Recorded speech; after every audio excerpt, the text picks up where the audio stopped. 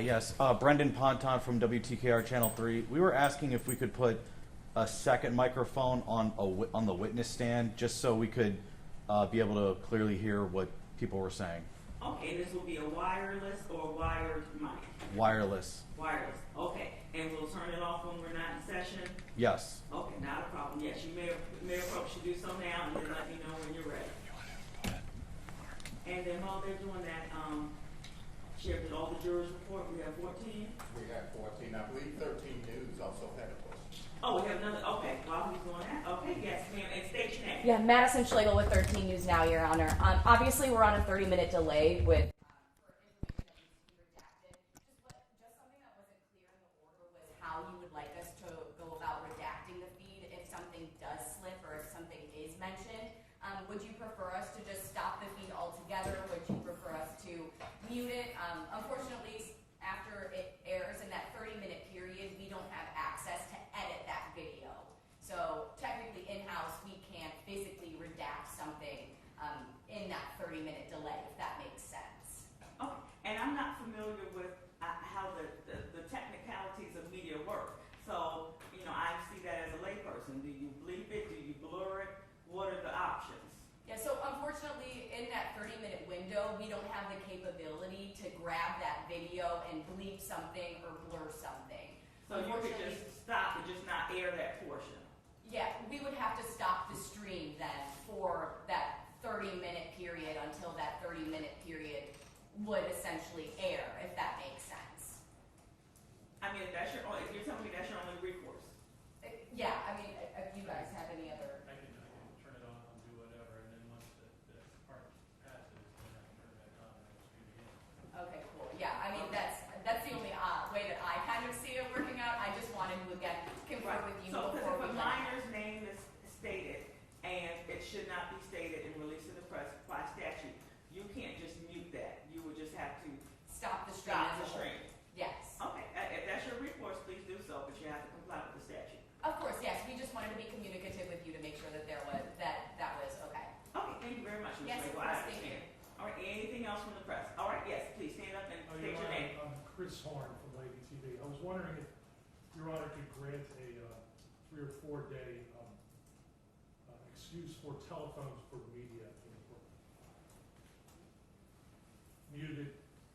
Okay, so I don't know how many are media and muted. I have granted that request from Mr. Dujardin with the Daily Press, and he made that in writing prior to the trial commencing.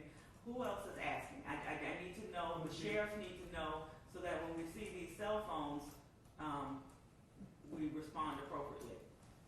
I was going to suggest one representative from each of the channels. And Okay. whoever else needs, I know New York Times is here, and whoever else is accredited. Okay. And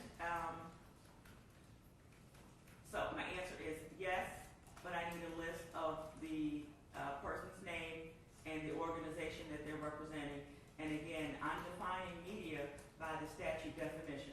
So these need to be accredited persons, members of the appropriate broadcasting associations.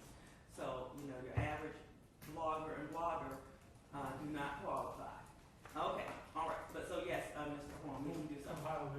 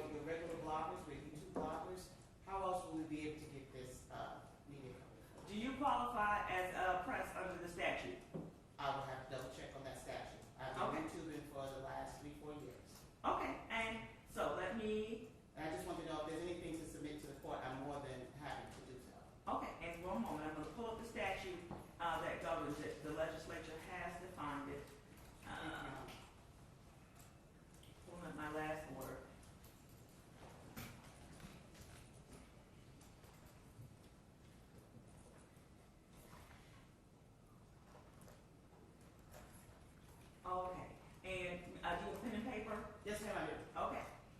It's Virginia Code 19.2-271.5A. 19.2-271.5A. Thank you. So if you are a news organization according to that statute, then you can bring your cell phone. If not, then you cannot. Yes, ma'am. All right, thank you. All right, anything else? All right, we're going to bring out the jury. We'll start with my opening instructions and then the opening statements.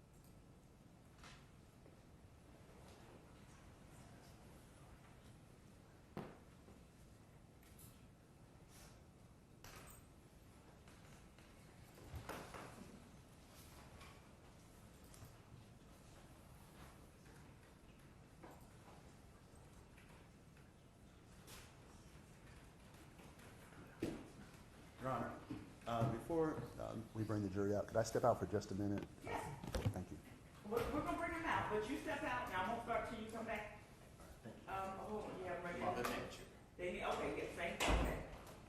That's working out.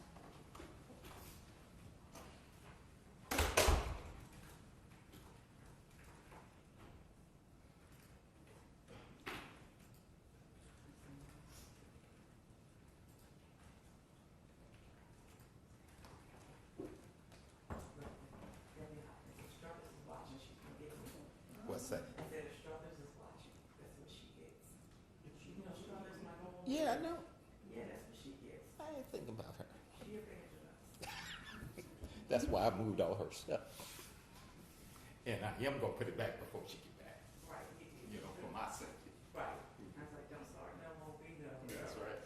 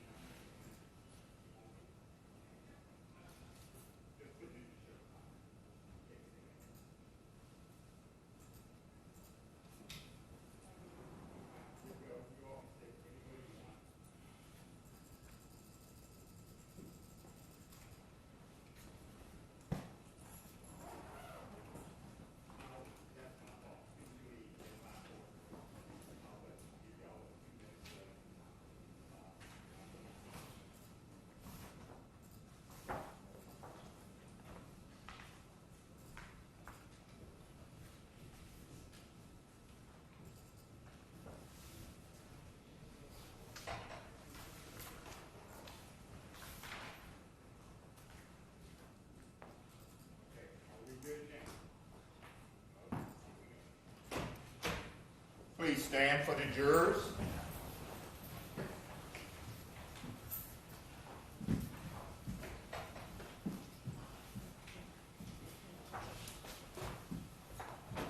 Y'all can take your seats as you come in.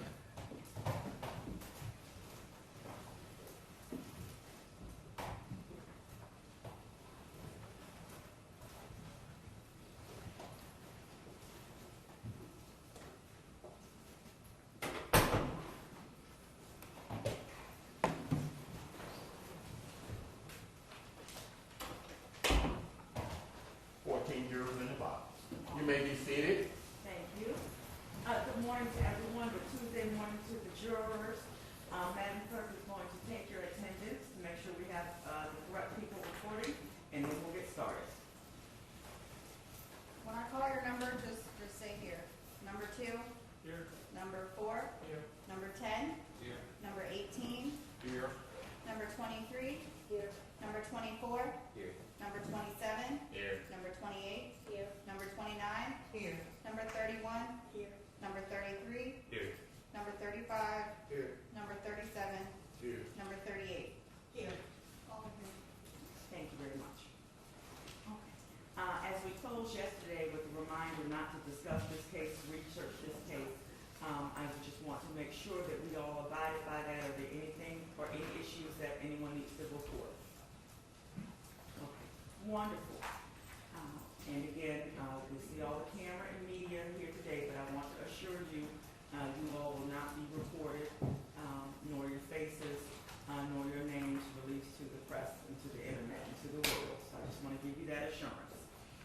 So today we're going to start. I'm going to give you some instructions, and then the attorneys are going to have opening statements. So the order of the trial is in 4 stages. There are opening statements, presentation of the evidence, instructions of law, and final argument, closing arguments. And so first, the Commonwealth's attorney may make an opening statement outlining their case. The defendant's attorneys may also make an opening statement outlining their case. In their opening statements, the lawyers will tell you what they expect the evidence to be. This should help you understand the evidence as it is presented later through the witnesses, and to make you aware of any conflicts or differences that might arise in the testimony.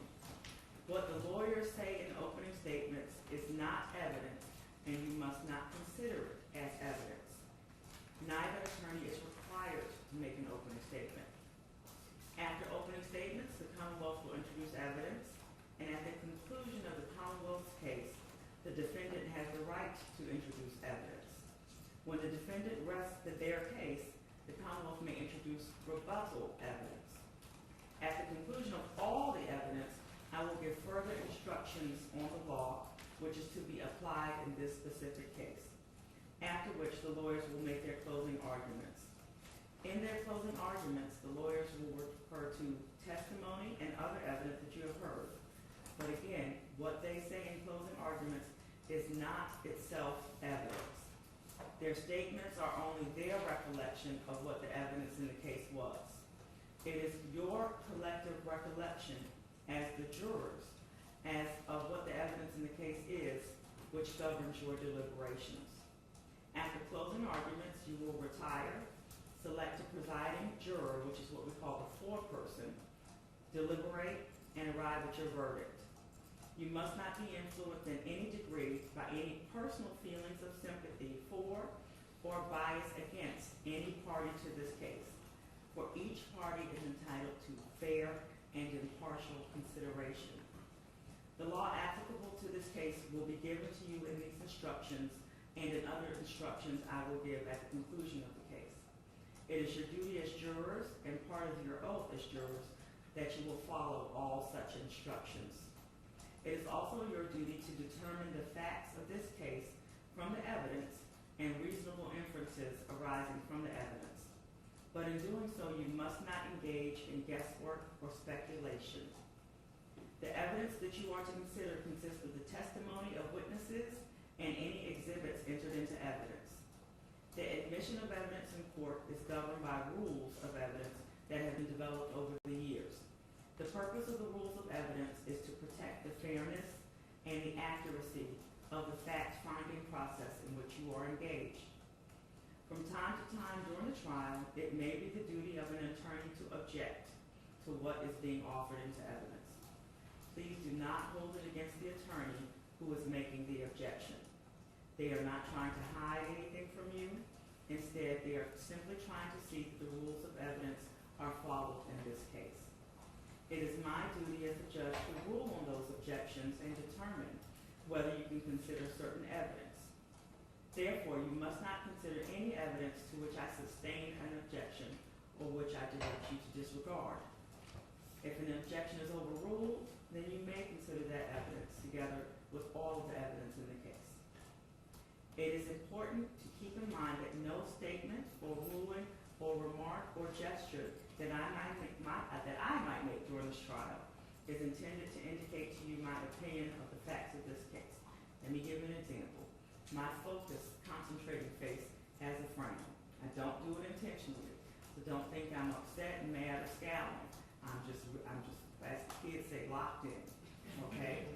So, and nothing that I do should influence your decision. You are to determine the facts of this case. In this determination, you alone decide the believability of the evidence, its weight, and its value.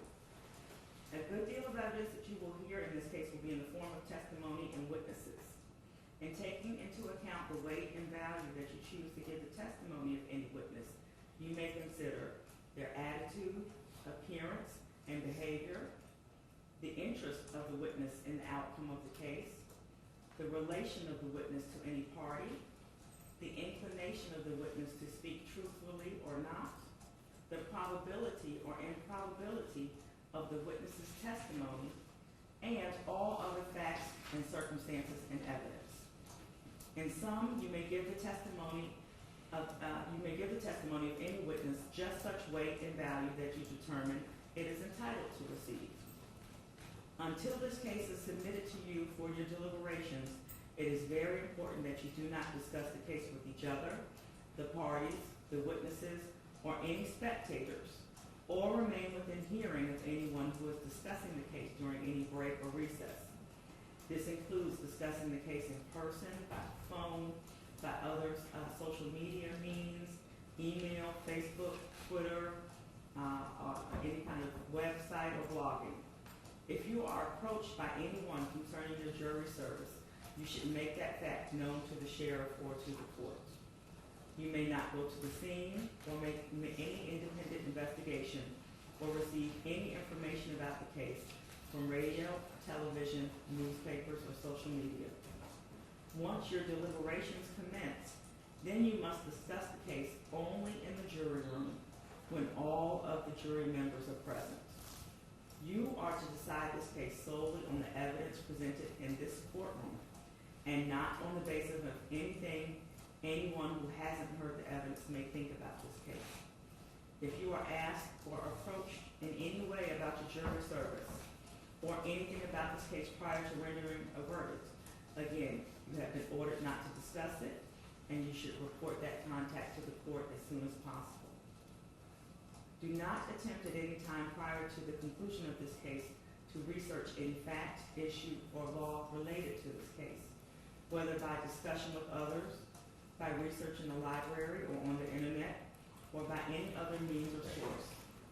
You must not use internet maps, websites, blogs, or any other program or device to search for information about the case, the law that applies in the case, or the people involved in the case. Your sworn duty is to decide the case solely and wholly on the evidence presented in this courtroom. I will expect you to inform me if you become aware of another juror's violations of these instructions. You are to keep an open mind. Do not decide any issue in the case until it is submitted to you for your deliberations at the conclusion of all the evidence and after you have received the complete instructions of law. Just prior to your deliberations, you will be given final instructions regarding your selection of a foreperson, how to conduct deliberations, and the forms for your verdict. Regarding note-taking, if you would like to take notes during the trial, you may do so. On the other hand, you are not required to take notes. You can make your own decision about this, and if you do decide to take notes, be careful not to be so involved in the note-taking that you are distracted from the ongoing proceedings. Your notes should only be used as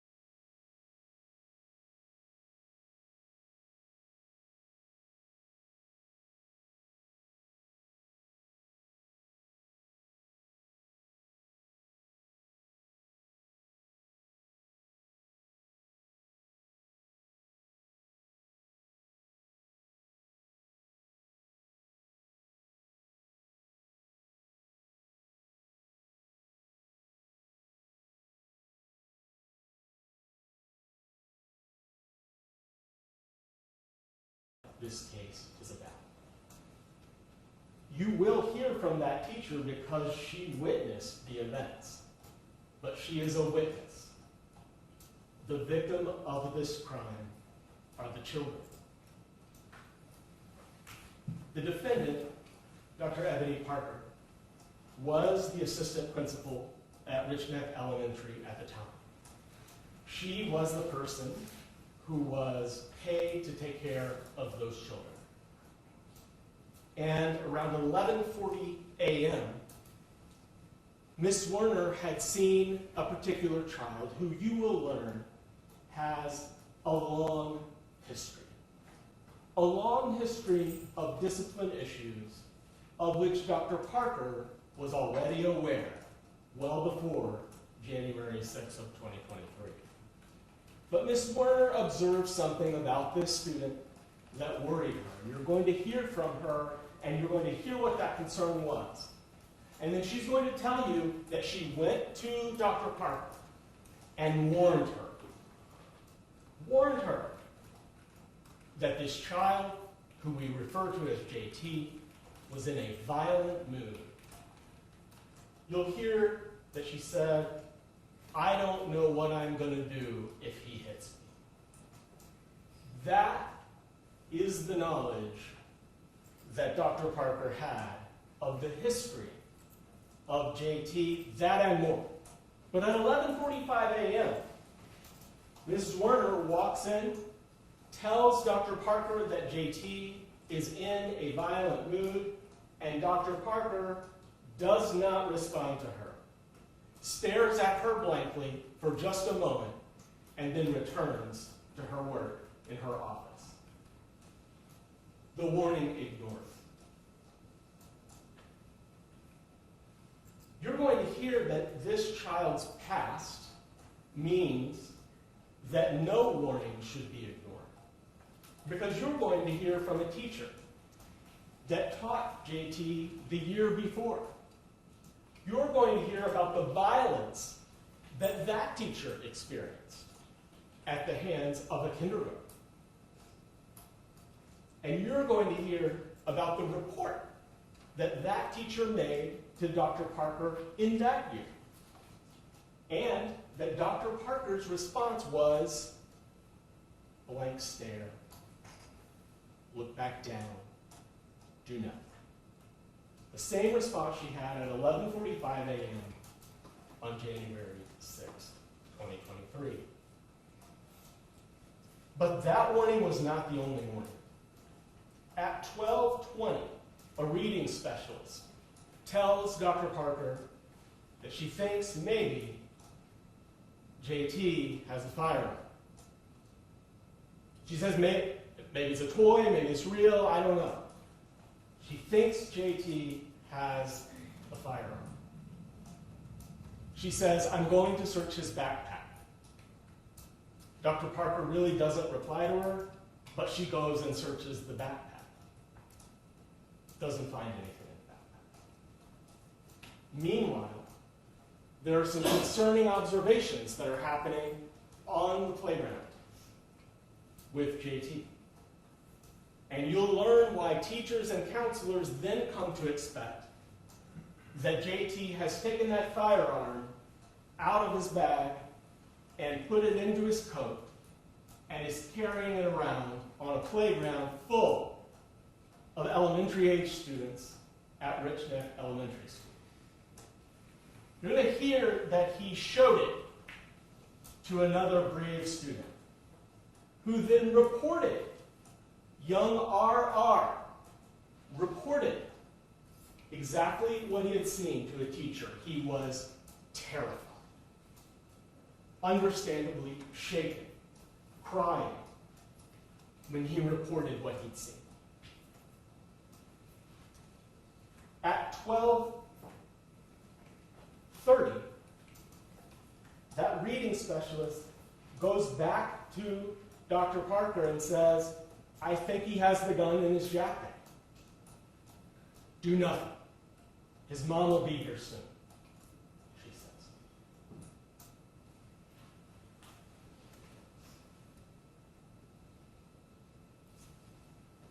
I can only imagine how that made RR feel.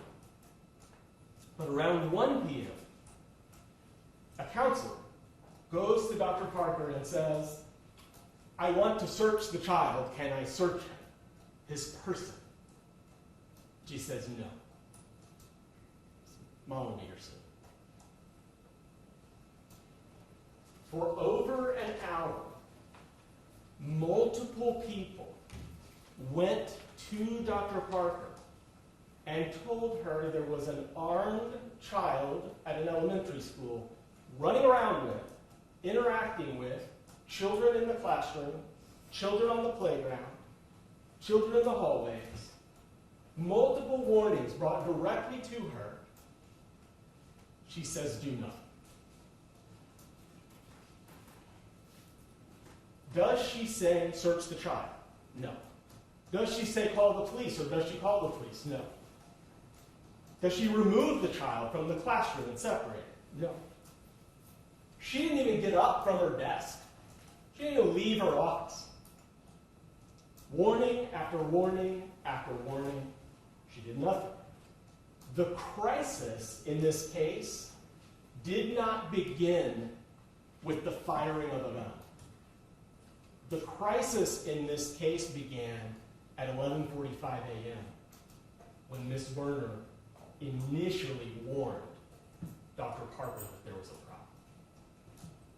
That was the moment Dr. Parker should have left the office and investigated what was going on. There is a moment that will be described to you by a witness on the stand, Ms. Zwerner,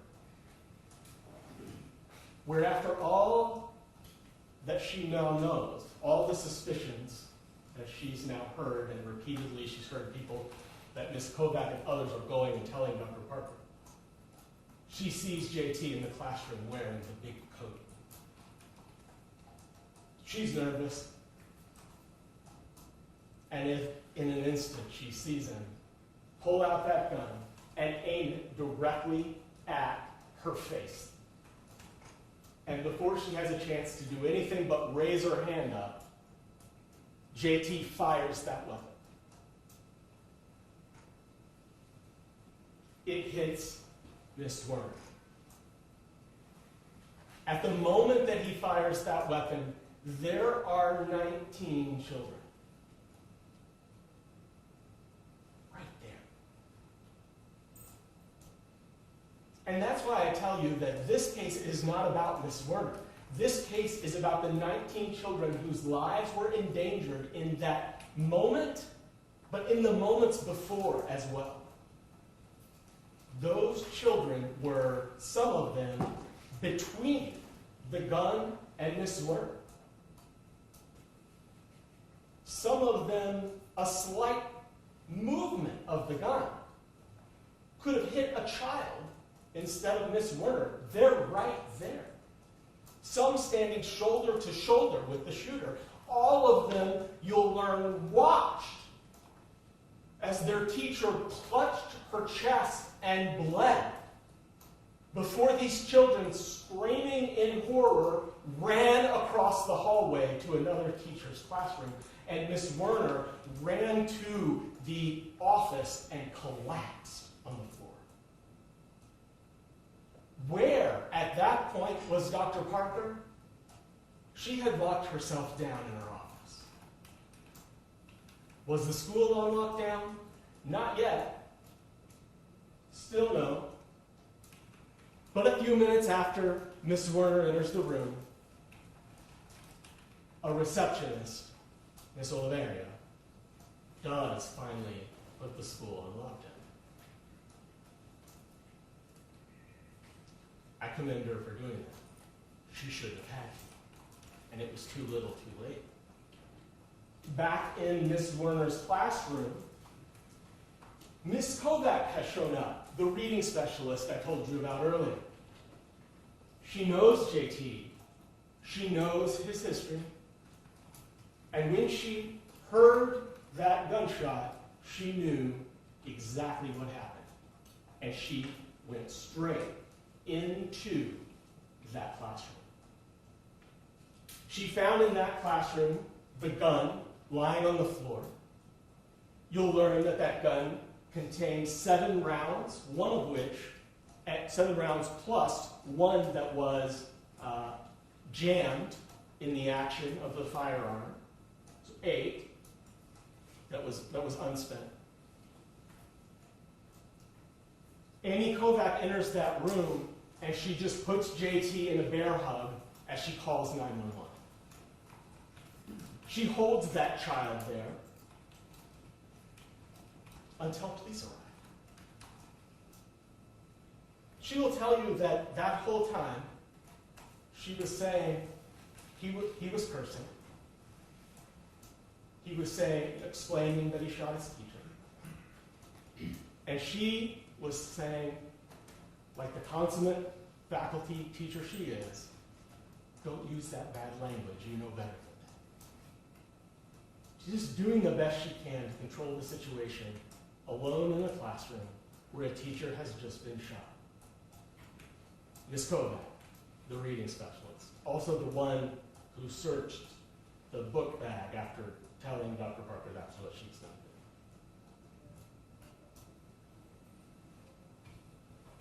A task that I don't think reading specialists are supposed to do in an emergency. And the reason that I don't think that is because school policy at the time said exactly that. Richneck had adopted a crisis management plan. And that plan required teachers and faculty members to report crisis situations to administrators, and it required administrators to take actions. One such policy from the Newport News Handbook, you'll learn, was that in terms of searching a student, that could only be done by an administrator or a school security officer. And at the time of this shooting, there was no school security officer at this building. They shared their security officer with another building, and so the security officer was at the other school. So at the moment of this crisis, there were exactly two people in the building who had the authority under the policy to take action. And those two people were the principal, Ms. Newton, and the assistant principal, Dr. Parker. But let me remind you of how I started today. There was only one person that had both the knowledge of the ongoing crisis and the authority to act. While Ms. Newton, the principal, certainly had the authority to act, she had no idea about any of this. Because Dr. Parker, nor anyone else, bothered to tell her. Miss Newton, you'll learn, didn't get any of these suspicions that day. She didn't know any of this was happening until there was a gunshot. So she had authority, but no knowledge that there was a problem. It's only Dr. Parker that had both of those things. When you hear from these faculty members, they will tell you that they wish they had violated the policy. In hindsight, there'll be no question. They regret it. They regret following Newport News policy. They will tell you to a person that they wish they had just searched the kid and gotten the gun, or they wish they had just called the police. That's what they say in hindsight. And you know what? I would bet that Dr. Parker also wishes she had done differently that day. I do. But here's the difference. The policies that were in place enabled, in fact required, Dr. Parker to act. The teachers, on the other hand, and faculty, if they were to act, they'd be acting against the policies that were in place that day. And that is a significant difference. There was only one person in the school that day that had both the authority to act and the knowledge of an ongoing crisis. And that person, you'll see, was Dr. Parker. Many people knew the crisis had begun. Two people had the authority to do something about it, but only one person had both. During the course of this trial, we are going to mention a lot of initials. We're not saying the names of the children because we don't want to put their names out there to let this be their story further. So we're asking everyone that testifies, and all of the personnel will definitely be using initials. I say that because that's going to be a lot of initials. The judge talked to you about taking notes earlier, and it is your choice. These will be distributed to those who wish to take notes here in a few moments. Let me encourage you that almost all of the important evidence in this case is going to come out piece by piece by piece, puzzled little detail by little detail from several witnesses who will take the stand and testify. And when you go back to deliberate at the end of all of this, all you'll have is your memory and your notes to help refresh your memory. You won't be able to have testimony read back to you, as the court pointed out, and often I've had the experience of jurors deciding to ask a question, which is, what did so-and-so say in their testimony? And they're always told by the judge, we can't answer that question. You have to rely on your own memory. And so I'm just giving you that heads up. We're going to be throwing a lot of initials at you, a lot of details at you. And when the judge instructs you on the law at the end of this process, you'll have to remember all those details in order to decide this case. So I do ask you to really pay attention to the witnesses, and I suggest that you take notes to help refresh your own memory, because at the end you will have heard a lot from a lot of different people. January 6, 2023. 20 students went into Ms. Werner's classroom, and their lives were forever changed. The trauma that they experienced is unspeakable, and you will hear from some of the parents about that trauma. That shouldn't have happened. And the one person who had both the authority and the knowledge that a crisis was ongoing is the reason that it happened. And we think at the end, the evidence will show you exactly.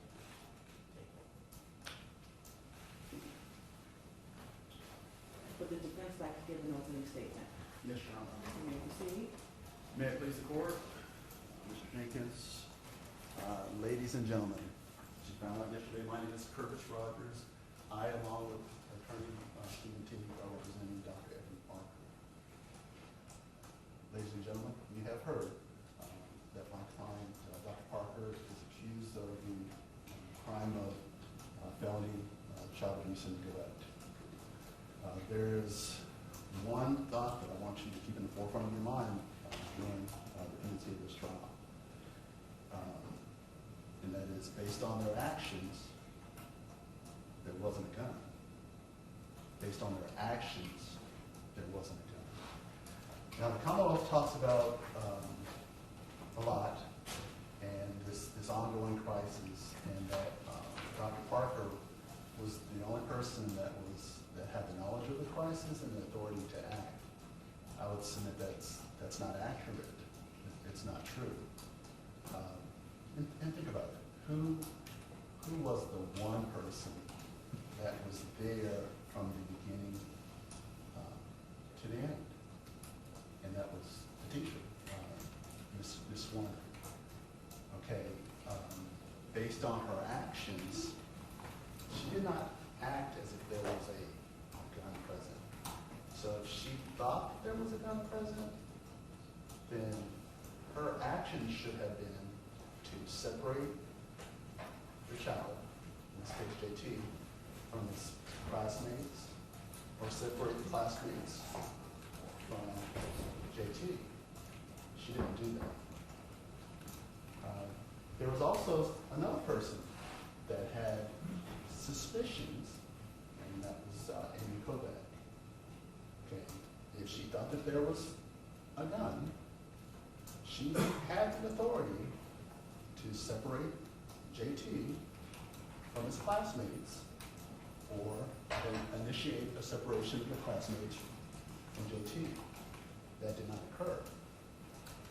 Commonwealth mentioned that JT was out on the playground with his classmates, and there were teachers, agents of the school, that observed things that were going on, he said, that caused them alarm. But based on their actions, they did not respond as if there was a crisis or danger to those students. They did not separate JT from his classmates. They do not separate the classmates from JT. So Commonwealth is saying that only Dr. Parker had authority. Each one of those individuals had the authority to remove those classmates or to remove JT if they thought that those students were presented with any kind of threat or harm or danger. We're at the beginning of this trial, and I need you to understand that right now, Dr. Parker stands presumed to be innocent. Right now, she's innocent. The Commonwealth has to prove beyond a reasonable doubt that she's guilty of the allegations that they are presenting. The Commonwealth has to prove that Dr. Parker was a guardian or other person responsible for the care of the alleged victims. Before Dr. Parker, there was the teacher, Ms. Zwerner. And the Commonwealth has to prove that Dr. Parker's willful act or omission in the care of the children was so gross, wanton, and culpable as to show a reckless disregard for human life. Who was the person that saw these events from beginning to end? That was the teacher, Ms. Zwerner. Who was another person that pretty much saw everything before Dr. Parker was? That was Amy Kovac, the reading specialist. There was another person that saw everything from definitely before the shots were fired, and that was Mr. Rawls. If the Commonwealth wants to accuse Dr. Parker, what about these other people that had direct contact with this child, JT? It is my belief that the Commonwealth will not be able to prove beyond a reasonable doubt that Dr. Parker is guilty of these alleged crimes. And I will be asking you at the conclusion of this trial to find Dr. Parker not guilty. Understand, I need you to always be considerate. Based upon their actions, there was no crisis. There was no gun. Based upon their actions, there was no crisis. There was no gun. Thank you.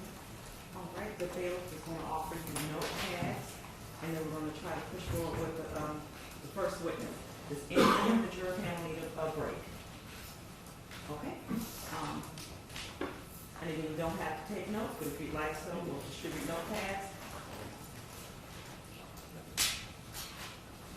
While they're doing that to the attorneys, we did not swear witnesses en masse, but we'll do so as they're brought onto the bench. Is that acceptable? Yes, it is. Okay. And is there a motion regarding witnesses? Motion to separate. We agree. Okay, so ordered.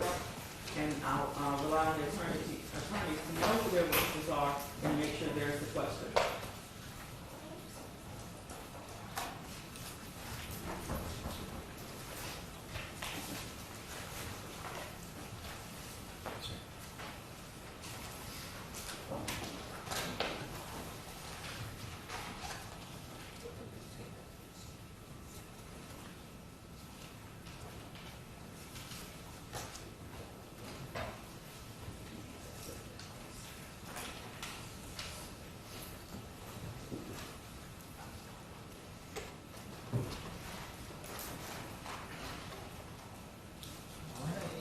Ladies and gentlemen, these notepads are the only pads that you'll take your notes in.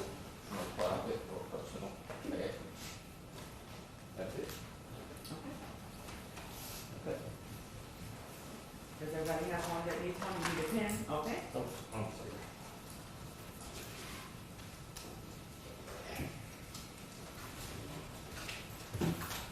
Thank you so much, Sheriff.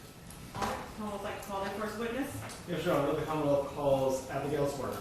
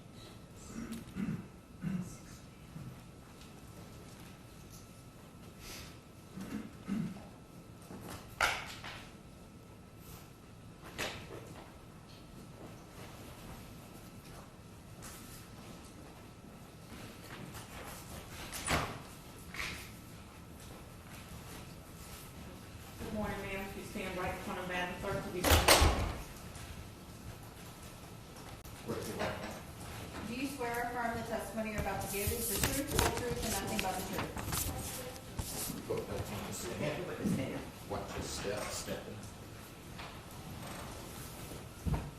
It rotates. You can adjust the chair or microphone to answer questions the attorneys may have. You may proceed, Mr. Jenkins. Good morning. Good morning. Could you please tell us your name? My name is Abby Zwerner. Ms. Zwerner, I know we talked about this before, but just as a quick reminder, we're not using the names of any children today, Yes. okay? I want to ask you, back in January of 2023, how were you employed at that time? I was working at Richneck Elementary School. And what did you do there? I was a first grade teacher. And is Richneck Elementary School a school that's here in the city of Newport News? Yes, it is. How long had you been teaching as of January 2023? That was, at that point in time, I had been teaching for 2.5 years. Okay. So you've told us that you were teaching first graders. Roughly how old are first graders? Around 6. And how many students, I'm asking only for a rough estimate, but how many students were in your class roughly?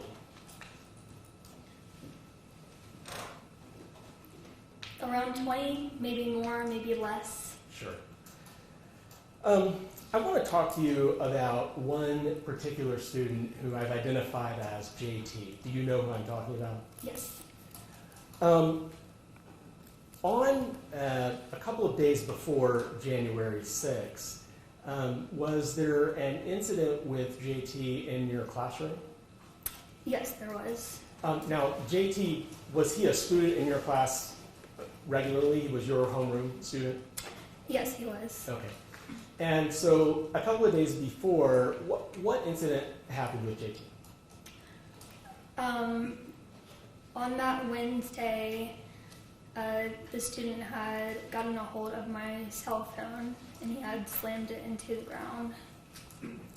And can you describe, if you remember, just his demeanor or behavior in the moments before that happened, leading up to it? He was defiant. Objection. Okay, what's the objection? His demeanor 2 days before was relevant to what happened on January 6th. Response. This testimony will reveal that this was reported to Dr. Parker, so it goes to her knowledge. Overruled, which means you all can consider it. You may proceed, Mr. Jenkins. So I had asked about his demeanor in just the moments that led up to the phone. Yes, he was being defiant, saying no back to my directions. Okay. And so how did he get your phone, if you know? It was our small reading group time, and my phone had ring across the classroom, my school phone. And when I had gone back to my small reading group table, I saw him with my cell phone. Okay. And what was he doing? Do you remember how he looked at that moment? Just very defiant, almost kind of a challenging face. After he broke your phone, do you do something about that for him to try to get a consequence, or what happens?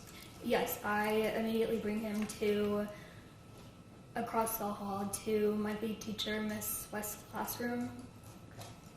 And do you know what Miss West did from there? If you don't know, that's all right, but if you know. I recall that I asked her to use her walkie-talkie to ask for help. Okay. And do you know what, if anything, what happened to JT as a result of him smashing the phone? No, Okay. Was he at school the next day? no. And then did he come to school on January 6th? Yes. Okay. I want to talk to you then about January 6th of 2023 then. Starting in the morning, maybe lunchtime, did you have some observations about JT at lunch? I did. And before you go on, did you end up reporting those observations to Dr. Parker? Yes, I did. Okay. Would you just sort of describe to the jury what it was you saw that you ended up reporting? Yes. Two things had stuck out to me. At the beginning of lunch in the cafeteria, we were standing in the lunch line, and I was approached by another teacher that the student had threatened to beat up one of her students. And so I... Your Honor, objection. Yes, sir. Sounds like she is testifying as to something somebody else told her. Okay, so objection, speculation, your response. Oh, I heard a hearsay objection. Is it It's a hearsay? hearsay objection. So, So, to be sure that it's a hearsay objection, we are not offering this for the truth of the matter asserted. The statement is to show Dr. Parker's knowledge of what was told to her, not whether it's true or not. Sustained. So I think it's impermissible for hearsay. I'm not sure what exception it falls under. Do you have an exception? Well, it wouldn't be hearsay if they're not offering it for its truth. So Then how's it relevant? it's relevant because it shows Dr. Parker's knowledge.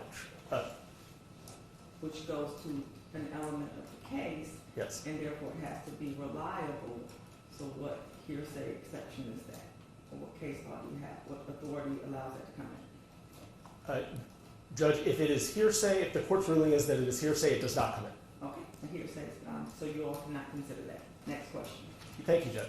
thank you. So, Ms. Werner, I'll Yes. back up a little bit. You mentioned that you were you personally in the cafeteria? I was. Okay. And was there anything you personally observed about JT that concerned you?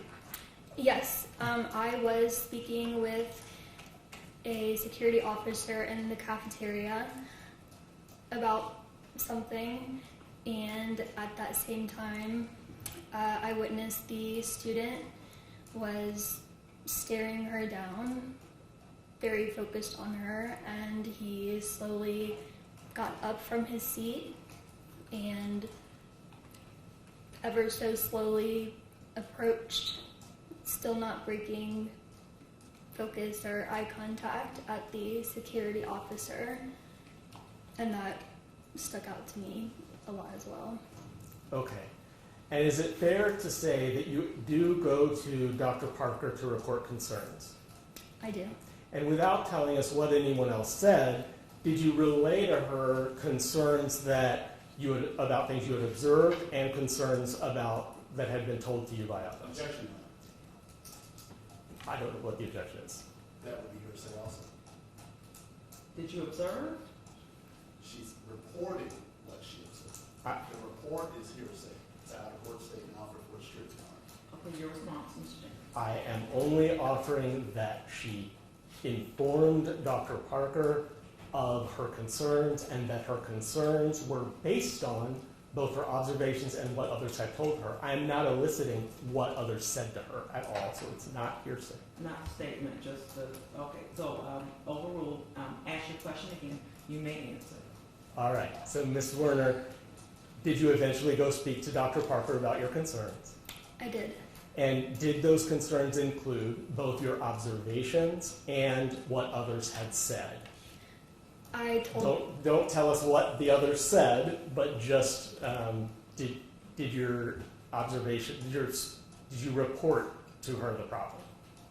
yes. Okay, tell us what you reported to Dr. Parker.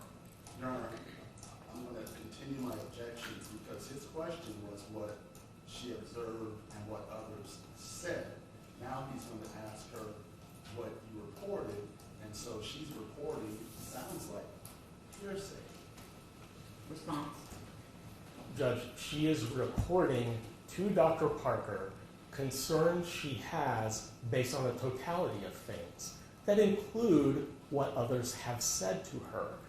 I'm not eliciting what others said to her. I am eliciting what she told Dr. Parker. That is what the testimony is. So this is not hearsay. I am not offering the statement of those individuals at all. Even if I was, I wouldn't be offering it for its truth. I'm offering it for Dr. Parker's reaction to her response. So it is not being offered for its truth, it's being offered for her state of mind. So I'm going to sustain in part and overrule in part.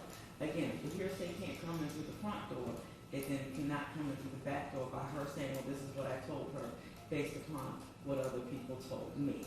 So she can answer your question as to what she told Dr. Parker based upon her personal knowledge and personal observations, but she cannot relay what she told her based upon what other people told her. So you can proceed that way. I don't know any other way to ask this, but what did you tell Dr. Parker? I told her specifically that the student seemed to be off already that day and in a violent mood. Okay.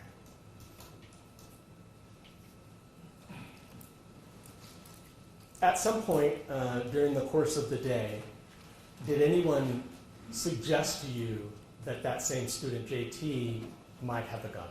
Yes. Your Honor, objection, hearsay. Okay, objection hearsay and maybe foundation. Your response, Mr. Jenkins. So there are, first of all, that also is not being offered for its truth. We're not offering it to prove that JT had a firearm. We're offering it to prove that someone informed her of a danger, so it's for her response. So can you lay a better foundation as to how she would have this knowledge? Sure. During the course of the day, did you become aware that a child was armed? Yes. And is that because someone told you the child was armed? Yes. Who told you that? Our reading specialist, Amy Kovac. Your Honor, I'm sorry. I was distracted. He asked two questions, and I did not hear what those questions were, so I want to make sure that I understand what the questions were. So, Okay, Mr. Jenkins, if you would please repeat, or did you ask your co-counsel? we were actually talking. So, Okay, he asked, how did you find out he was armed and who told you? okay. Objection to say. Overruled. Go ahead, Mr. Jenkins.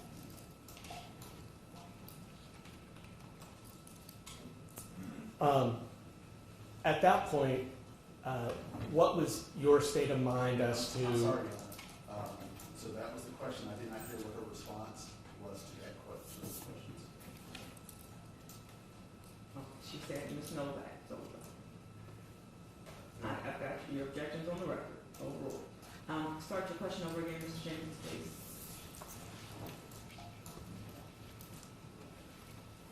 I believe you said, what was your state of mind? Yes.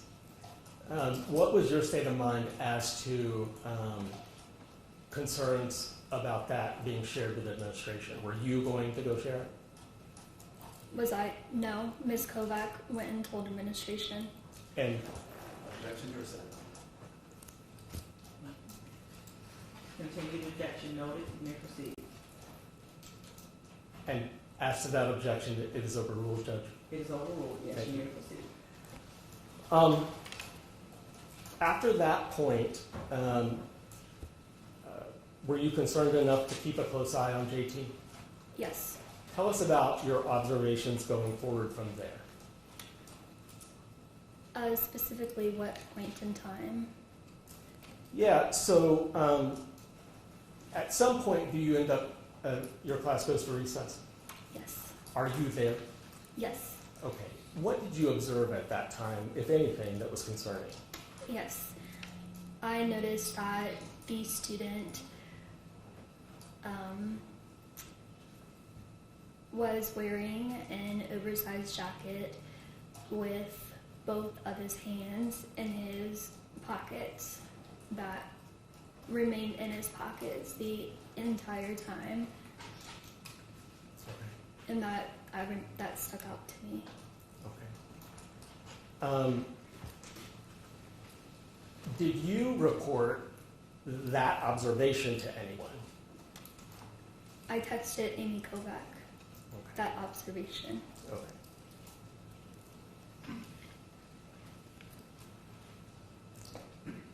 After recess, did there come a time when JT and your whole class and you were back in the classroom? Yes. And did you observe anything that concerned you when you're back in the classroom that day? Yes. Tell us what you observed back in the classroom that started to concern you.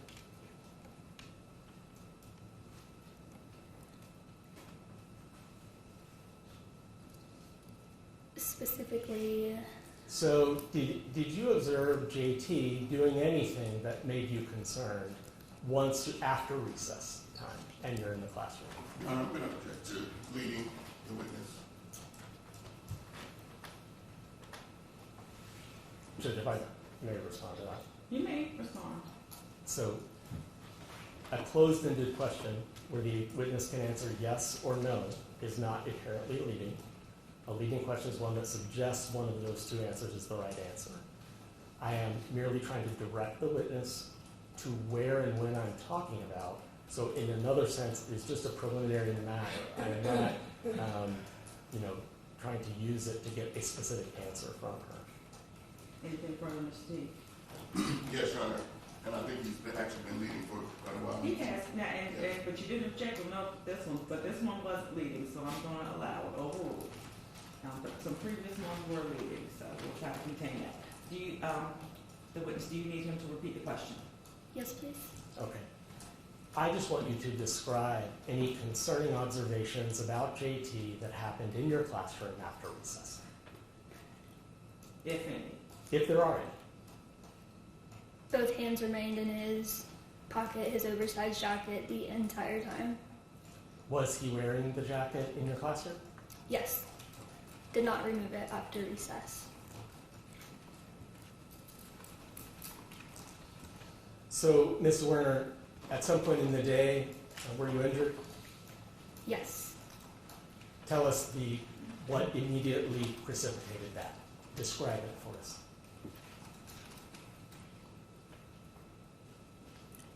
It came to where I saw at the corner of my eye, my peripheral, the student had. I saw the student looking at me. I looked over. A gun was pointed right at me. He was holding a gun, the student. It was pointed right at me, and then I was shot. And where on your body did a bullet strike you, if it did? It went through my left hand and into my chest. What did you do from there? I recall the children were getting out of the classroom. Miss West was across the hall. She opened her door and was helping the students. And I went to the office. At the moment the gun is fired, and I am asking you to estimate how many children were in your classroom. Didn't cause speculation. Response. I'm not asking her to speculate about it. I'm asking her to give us a range that it could have been at the time. She doesn't have to guess, she was there. Overruled. You can answer.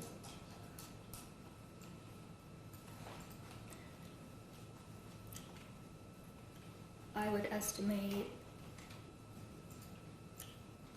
I would say most likely the same as before, but estimate on the lower side, I was missing a couple of students that day. Around 20. Okay. Thank you. You've described the moment where a gun is pointing at you. At that moment, are there any children in your field of vision? Yes. You described that? It's in, the time is in the middle of class, in the middle of a small reading group, so I have students nearby. I also have students at their desks. I have students very close. Were there any students that were within inches of JT? Yes. Were there any students that were between you and JT?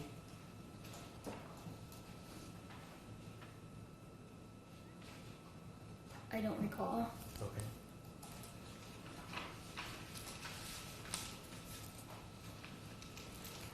May I have a moment, Aaron? Yes, sir.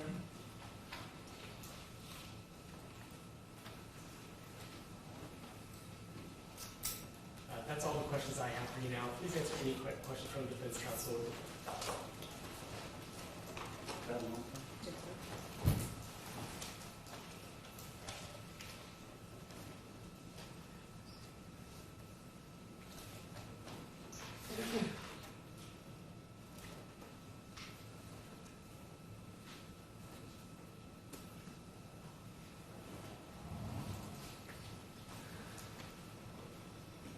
Okay. You may.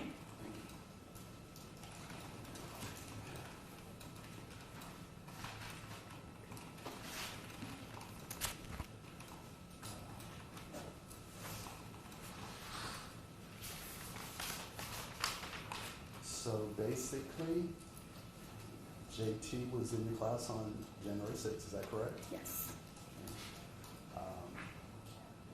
You reported that he was a little off the chain, being a little violent that morning, is that correct?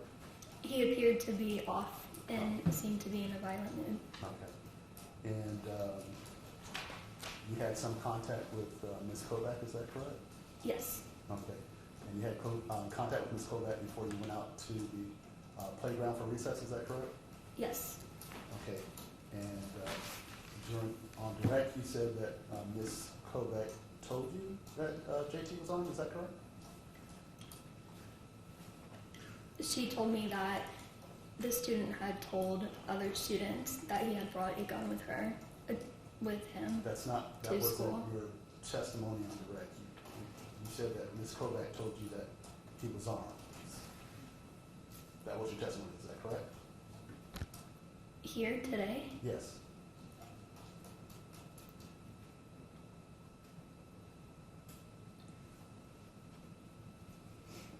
I said that. No, I'm sorry if I said that. I was specifically told that he was telling other students that he brought a gun with him to Right. school. So now I'm going to. I might have heard the question a little differently in my mind. I know this is a cross-examination, but I'm going to renew my objection to that response because clearly now she's referring to hearsay, and I'm going to ask that her answer to Mr. Jenkins be struck. Okay. Does someone have a response? Your Honor, this information is being used to show why Ms. Zwerner took the action she did, not being offered for its truth. And hearsay is only hearsay if we're offering it because the statement made is true. So it explains the actions that she took. It is in part a present sense impression if the court is going to rule that it's hearsay, because she's describing a condition that's occurring right now while it is ongoing. And it is being offered to show how they respond to it. Counsel is objecting to me eliciting hearsay and then standing up and eliciting hearsay. And she gave a short answer to me because we were narrowed by the hearsay objection. She was explaining it more fully to counsel now because he asked. So he elicited the hearsay this time. So he can live with that. The rule is that hearsay is an out-of-court statement being offered for its truth. We're not offering any of these statements to prove that JT had a gun. We all know he had a gun. We'll have that testimony. We're offering the statements to establish why these people took the actions that they took. That's it. That's not being offered for the truth. Anything else, Mr. Rogers? I will submit, Your Honor, it is exactly being offered for its truth. Her statement, which I basically just wanted to clarify her response to his question, she said he was armed. And she wanted to further elaborate. Her elaboration, had she elaborated during the first question, I would have objected. Clearly, hearsay, she's repeating something that somebody else told her, hearsay upon hearsay. And it's definitely being offered for its truth, because there would be no need to respond if there was not a gun. So for consistent and clear rulings, again, it came in before, I'm going to allow the statement in.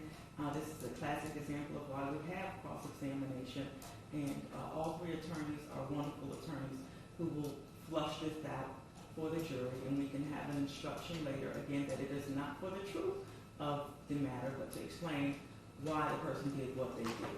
So again, you may continue with your cross-examination, and the jury can consider the responses, ultimately the ruling. So your current objection to exclude it based on hearsay is overruled. Please proceed with your cross-examination. Thank you. So, based on information that you received from Ms. Kovac, you believed that the student was armed, is that correct? It crossed my mind, yes. Okay, so it crossed your mind that he had a gun, is that correct? When I was told what I was told, it was possible. Okay, so if he was armed, that presented a danger to your students, is that correct? Yes. Okay, so you took no action to separate JT from his other classmates, is that correct? Yes. And so you allowed him to go out to recess with the understanding that he may have had a gun, is that correct? Yes. You could have refused to let him go to recess. You could have removed him from the presence of his other classmates, is that correct? In hindsight, yes, I could have. Okay. And then you allowed him to return to your classroom with other students, is that correct? Yes. Okay, nothing prevented you from excluding him from the classroom, is that correct? Yes. Okay. And nothing prevented you from actually taking JT out of the classroom and taking him down to the administrative office, is that correct? Yes. Okay. So on Wednesday, JT was being disruptive, and you did take him out of the classroom, is that correct? Yes. Okay. And you also alerted administration, is that correct? Personally, no. Okay, but you took steps to make sure that administration was notified, is that correct? Personally, no. You did not take any steps in it? Okay. All right. You would agree that the potential that there's a firearm in the classroom is a lot more serious than JT breaking his cell phone, is that correct? Yes.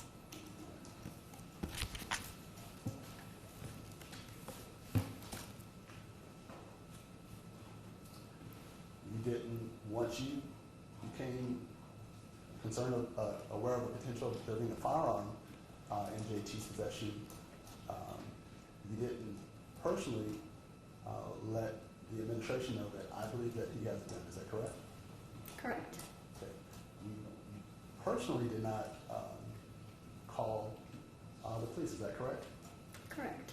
You personally didn't ask anyone else to remove JT from the classroom, is that correct? Correct. You would admit that the person that has the first responsibility to protect the students in the classroom is you as the teacher, is that correct? Correct. And you would admit that you did not take any steps to protect the students from JT in your words, potentially being armed with a firearm. Is that correct? I would not admit that. Okay. What actions did you take to protect the students from JT having a firearm?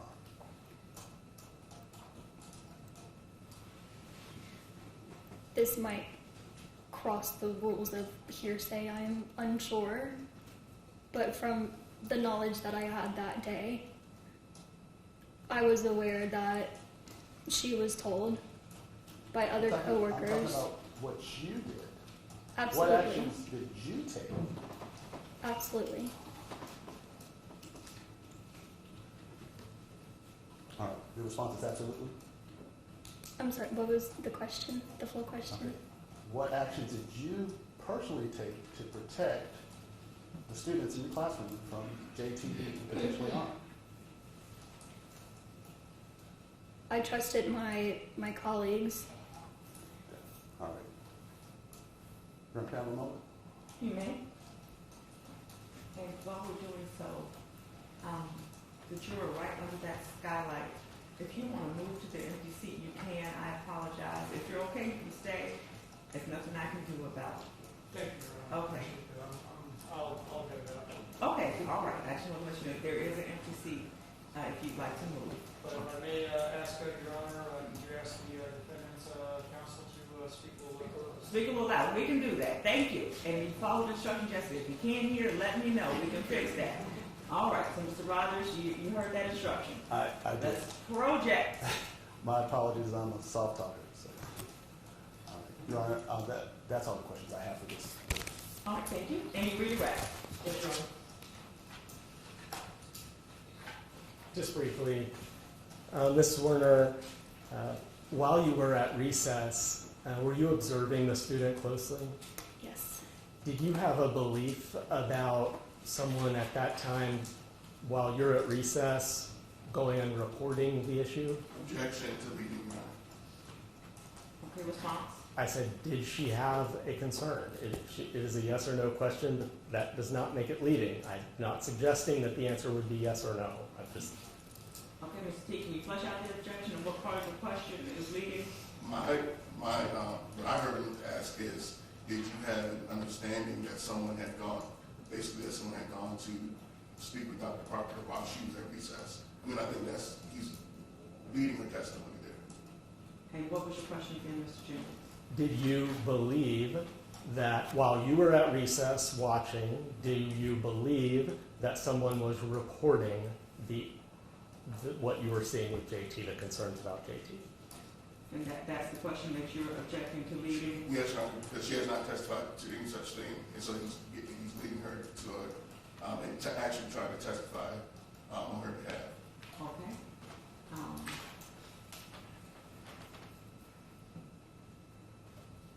Overruled, I'll allow it, but there may be another objection coming because we need to establish foundation for this belief. Okay, but go ahead for now, Mr. Jenkins, I'll give you some leeway. Have you told someone that there was an incident that should be reported to Dr. Parker?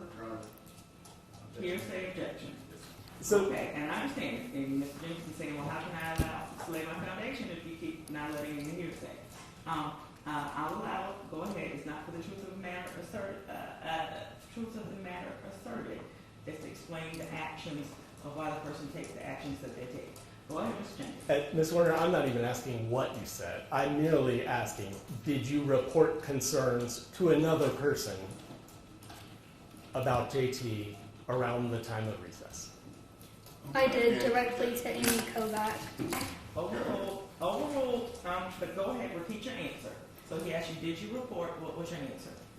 I did directly to Amy Kovac. And then did you continue to watch JT? I did.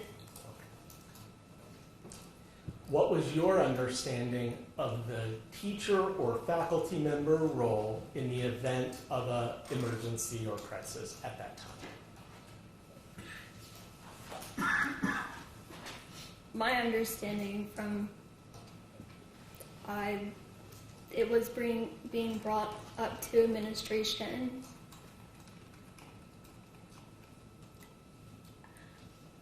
I'm not sure how much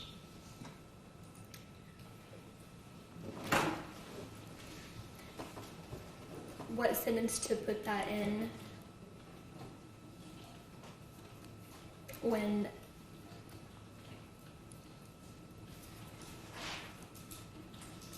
Ms. Werner, are you worried right now about the rules of evidence and hearsay?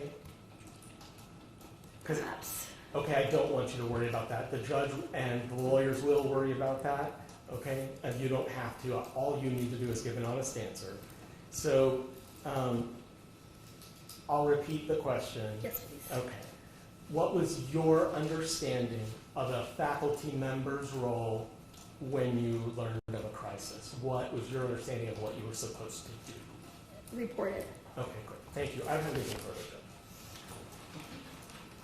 Recross? Yes, sir. But it was also your understanding as a faculty member or teacher that you were responsible for the safety of your children, is that correct? Yes. And that if there was a threat of danger to your students, you were supposed to remove that danger or threat from the presence of the student, is that correct? Yes.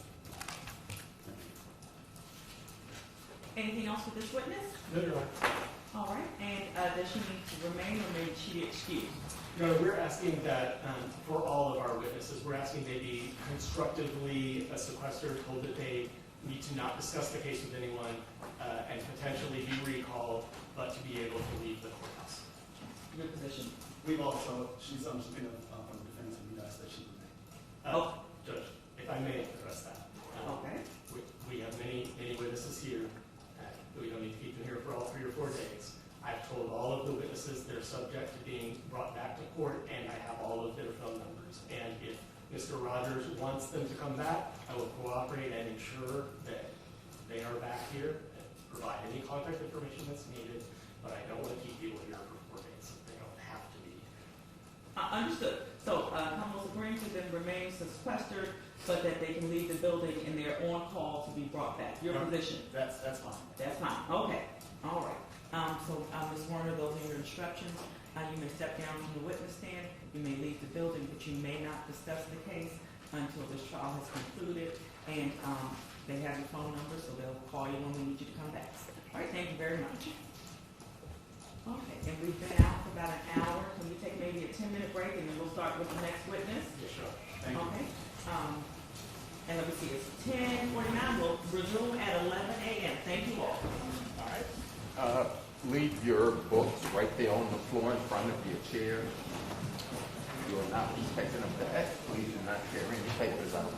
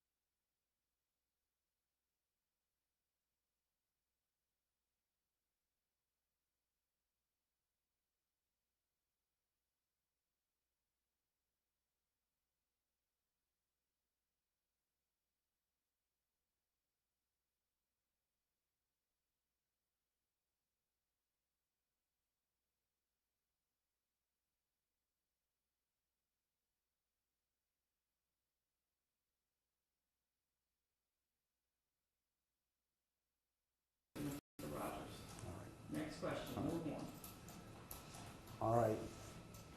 And then let's talk about the playground. Same thing, right? You knew that JT was out on the playground, is that correct? Correct. All right. You said that you didn't visually see him yourself, but you knew he was present, is that correct? Correct. Okay. He was out there with his classmates, is that correct? Correct. All right. Miss Zwerner, his teacher, was out there, isn't that correct? Correct. Okay. There was nothing that prevented you or Miss Zwerner on that playground to separate JT from the rest of his classmates, isn't that correct? No. So you said that you searched his backpack, is that correct? Correct. Okay. After you searched his backpack, did that dispel any fears that you may have had that he possessed a firearm? No. Okay. So you continued to think that he potentially had a firearm, is that correct? Something. He had some kind of weapon. When you say some kind of weapon, are we talking? We're still talking gun because that's what the girls reported. I did not know what was in that bag. So are you holding out the possibility that it's a toy gun? I'm not sure what it was. Yes or no? It could have been, yes. All right. So if it was a toy gun, We still report and they still investigate. I got you, but it's not a toy gun is not a threat of harm to the children, isn't that correct?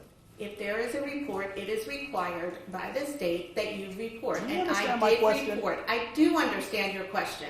Okay, Okay, hold on, for everybody, we're gonna lower the temperature in the room. So the objection would be non-responsive, because she did not answer your question, she answered a different question. Can you repeat your last question, Mr. Rogers? do you believe that a toy gun presents a threat of harm to those students? It could. Yes, yes, it could. Okay, explain. How in the world a toy gun could A present BB gun, a water gun, I said, any kind. my question was, She answered the question, what's the next question? okay. So you consider a BB gun as a toy gun, is that correct? It's a gun. You report for any type of weapon. I reported. All right.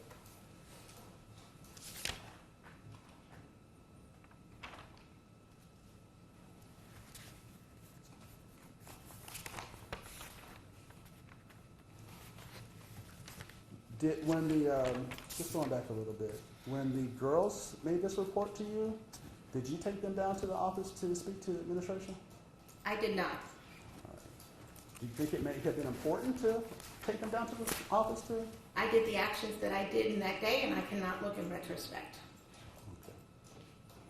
Okay. Who gave you the authority to check the backpack? According to the crisis plan, we are allowed to. We just cannot check their body without permission from the administrator. Okay, so did Dr. Parker give you the authority to check the book bag? She acknowledged when she heard that I was going to do it. She could have gotten up and done it herself if she wanted to. Okay, so let's talk about, you said you're a part of the crisis management team? I'm not part of the crisis management plan. I said in the crisis plan Are that the you? district holds. So you're not a part of the crisis management team or any kind of crisis team at the school? No, I am the reading specialist, and if the principal and administration gives me another duty, then I do that. Okay, but nobody told you, Dr. Parker or otherwise, that you did not have the authority to remove JT from the classroom, is that correct? No.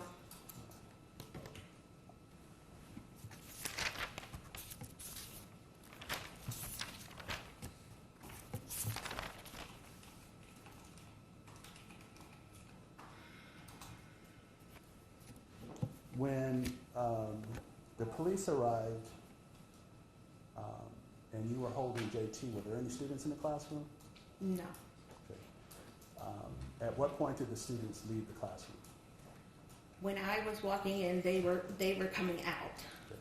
So by the time that you took a hold of JT and sat down with them, there were no students in the classroom? No students in the room. Can I have a moment? Okay?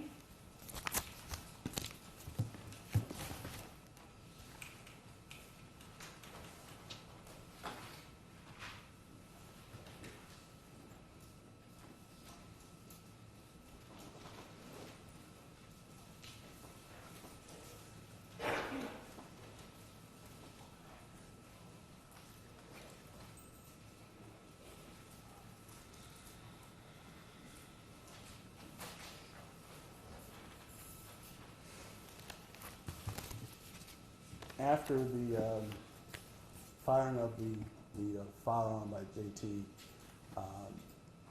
one of the steps that you took was to call the police. Is that correct? Once I had a hold of him, yes. Okay. So that phone was readily available to contact the police? It was her school office, it was her school phone. Okay. Were there also walkie-talkies that could be used to communicate with administration?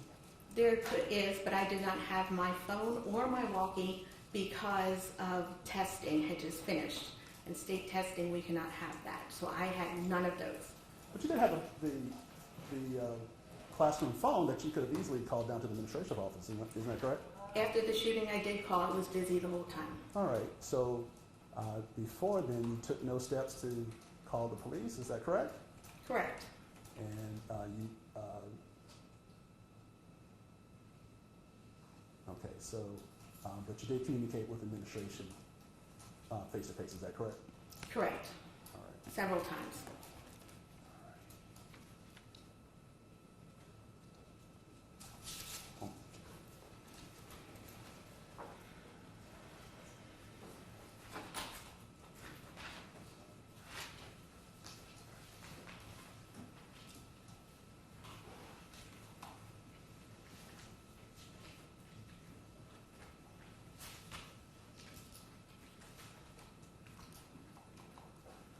After the incident, did you have communications with Dr. Parker?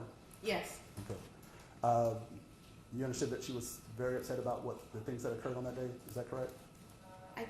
Well, first of all, I was in shock that day. I did speak to her. We were considered work friends, so I checked in on her. I asked her if she called her husband. I asked her if I could use her phone to call my husband. Okay, and you indicated to her that the events that had occurred on that day were unfortunate. Objection, hearsay. Okay, so don't answer, finish your entire question, and then I will go on with that. You indicated to her by some communications, by text or in person, that you believe that the events that occurred on that day were not foreseeable, is that correct? Okay, and hold on, that's where I'm gonna go. Okay, and your objection is what, if you fleshed out a little bit more, Mr. Chambers. So he's asking about an out-of-court statement offered for the truth of the matter. He's asking about an out-of-court statement that she said to Dr. Parker. So that is hearsay. Response. I'll submit to the court. So sustained. All right, so I do not answer. Next question, if any.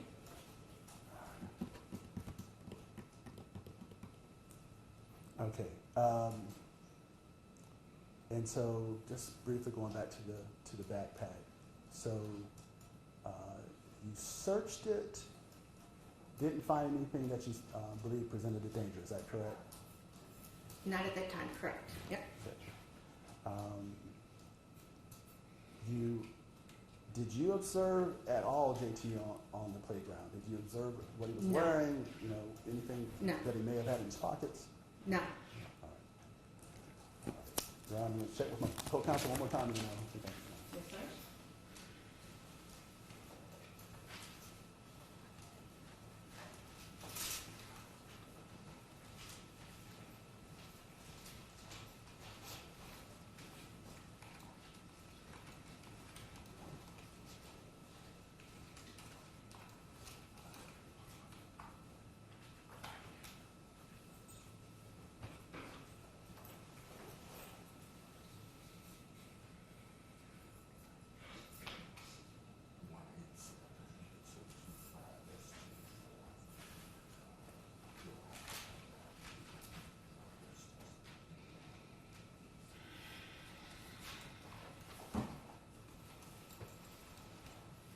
Just want to return to the backpack again.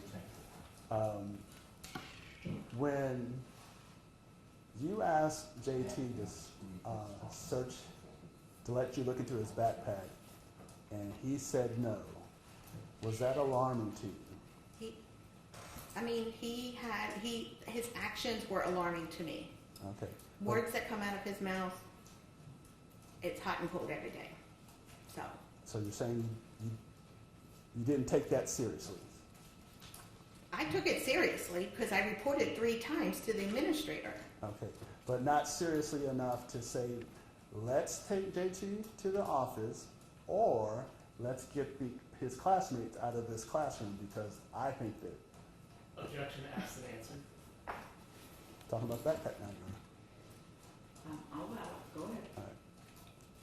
So not enough to take JT's classmates out of that room for any potential harm. I did not know what his next actions would have been at that moment, and to keep the children safe if there was something, because a weapon had been reported and no administrator did actions. Okay, so you could have taken some steps to keep them safe. I did, as what I could at that time. Okay, so that's all you could have done is report it to the administration. You couldn't have taken JT out of the classroom. You couldn't have taken the students out of the classroom. In retrospect, maybe, but I did what I did. That's all the questions I have. Can you redirect? No, Your Honor. Thank you, Ms. Coyle. And this with the status, in terms of being sequestered, excused. I would request the same with all of our witnesses. I'm asking that she remain sequestered but be able to leave. Certainly she is subject to recall by either party. I agree. Okay, so, Ms. Kovac, you are welcome to leave the building, but you are still a sequestered witness, meaning you cannot discuss this case until the trial is over. And it's my understanding the attorneys have your number, so if they need to call you back for subsequent testimony, please be available. All right, thank you, ma'am. Okay, thank you. Again, you're welcome to leave or stay, but you can't stay in the courtroom. Okay, we do another witness, got about 20 minutes before break for lunch. We start with another witness. Judge, I have one witness that we could do, I think, very quickly. Okay, who would you like to call, please? Deputy Blythe. Blythe? Blythe, B-L-Y-T-H. Okay, thank you. One moment. Sheriff, Deputy Blythe, please. Thank you.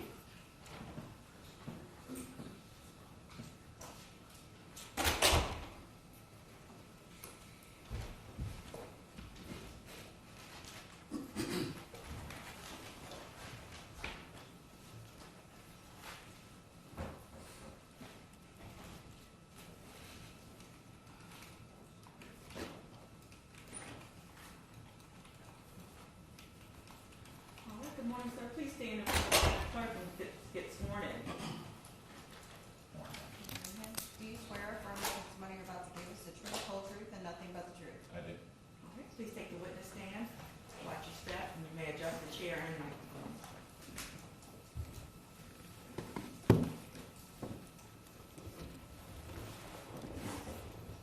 Good afternoon, sir. Please tell us your name.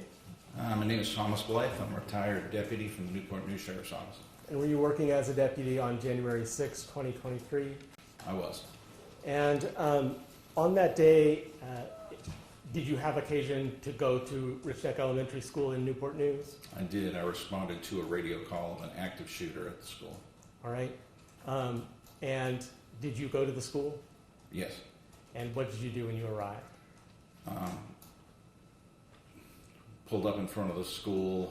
Had Deputy Briggs about a half second behind me. We went to the door, tried to get in, but the intercom wouldn't work at the door. There was nobody to meet us. Everything was locked up. We were joined by a couple of Newport News police officers. All four of us pounding on the windows, yelling, trying to get somebody to open the door for us. Okay.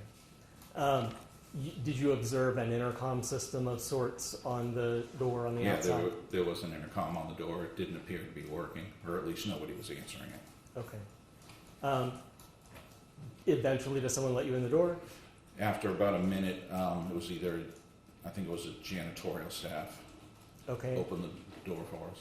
And roughly how long were you out there prior to a janitorial staff opening the door? I think by the body camera it was about a minute, maybe a minute and a half. Okay. Felt like an eternity. Yeah. Were you armed and willing to go in We and were in confront? full uniform, armed, responding to what we thought was an active shooter. All right, thank you. I don't have any further questions for you. Please answer any from the defense counsel.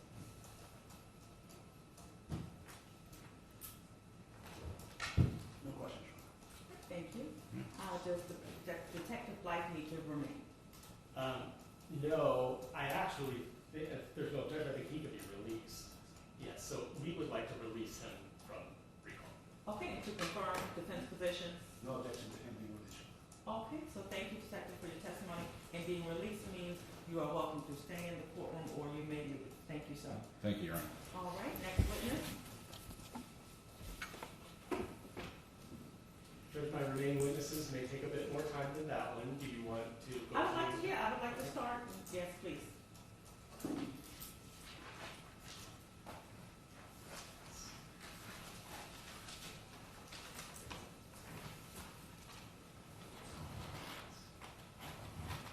Your Honor, I'll call Brianna Foster, please. All right. Go ahead. Brianna Foster, Ms. Foster, please.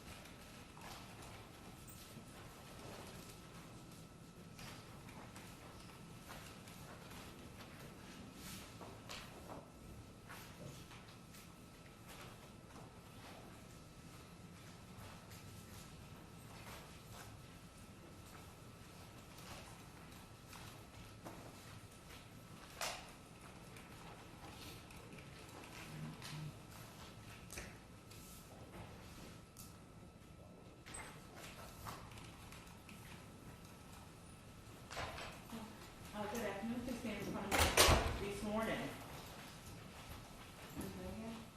Do you swear or affirm the testimony you're about to give is the truth, whole truth, and nothing but the truth? Yes. All right, this one. Watch your step, Stephanie. Your chair swivels.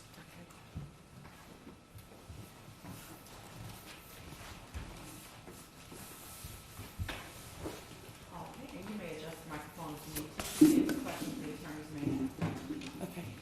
Good afternoon. Good afternoon. Would you please tell us your name? Brianna Foster. And Ms. Foster, back in January of 2023, how were you employed? The Newport News Public Schools as the principal at Richneck. Okay, I'm going to ask you to speak up a little bit. It can be kind of hard to Okay. hear. Did you say that you were the, could you repeat? Yes. I was employed with Newport News Public Schools as the principal. Okay, and what school were you a principal at? Richneck Elementary. Okay.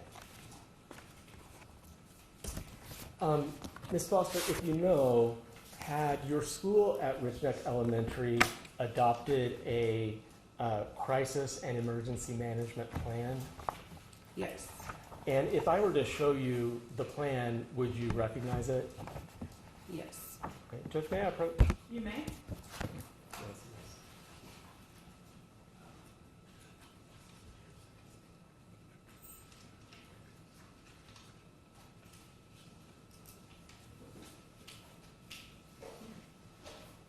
May I approach? You may.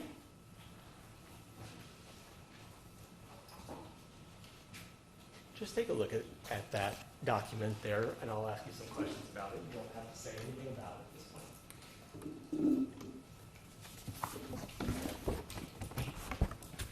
Your Honor, getting ahead of this, if they're going to try to find anything out of that document, it's going to be offered for the truth of the matter asserted, and when you objected to that document, that's hearsay. All right. Understood that that's coming, and when it becomes right, I'll be ready to hear the objection.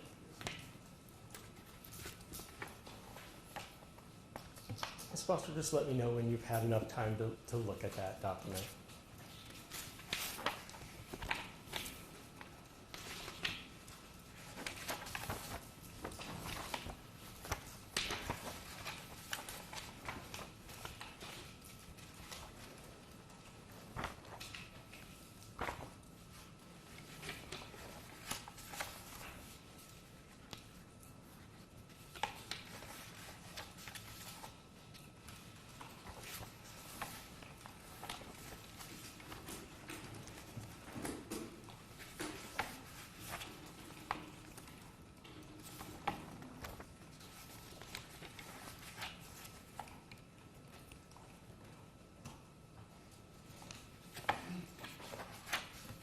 Do you need me to look through it in full or just? My question is going to be, is that a fair and accurate copy of the Richneck crisis management plan as you remember it? I cannot answer that in full, that I remember that it's a fair and accurate representation. Understood. I'll take it back.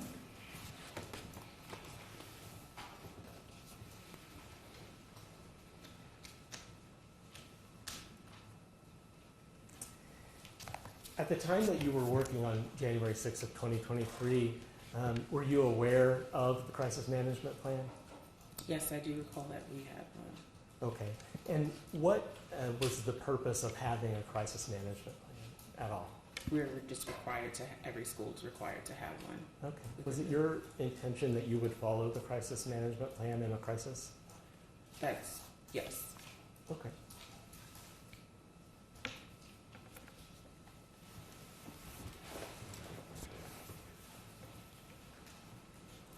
I want to take your attention then to January 6th of 2023. On that day, was there a crisis incident that occurred at the school? Yes. Okay. And what was that in brief? Later that afternoon, I found out that there was a student, it was reported that a student had a weapon. Okay. At any point, was there a critical incident that required police to show up? Would you mind clarifying what you mean? Like how? Did something huge happen on January 6th of 2023? That's the whole reason we're here? Okay. Yes. And what was that? That a student shot his teacher. Yes. So I want to ask you, prior to that moment, the moment of the shooting, Yes. had anyone... Your Honor, I'm sorry, I'm going to object to her response to the question unless she actually observed the incident. I don't think that she was present when that occurred, so she testified to what she observed. She has made a conclusion that I don't think she can really testify to. Response.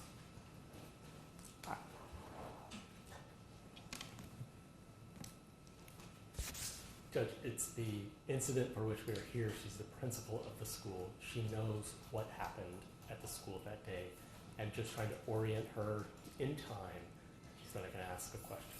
So I'll overrule it in its received in that posture as to why are you here in court today, the incident that brings you to court today. Not that she observed it or anything further than that without further questions in the testimony. Thank you. So what's your next question? Prior to that event occurring at your school, did anyone tell you that JT or anyone that there was a weapon on campus? No. Any hint from anyone that there was a weapon on your campus prior to that? No. Roughly how many students attended Richneck at that time? And I don't mean on that day, but just the total number of students that would have been in the school. And you can give us an estimate.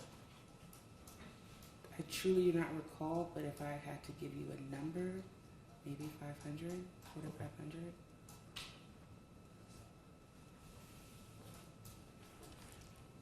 I want to talk to you about a student named JT. Are you familiar with who I'm talking about? Yes. Okay. We're not using any student names at all, so any students that you mention, please don't use their name. Had you personally, prior to the incident on January 6th, so earlier that year, had you personally had any issues with JT's behavior that you saw?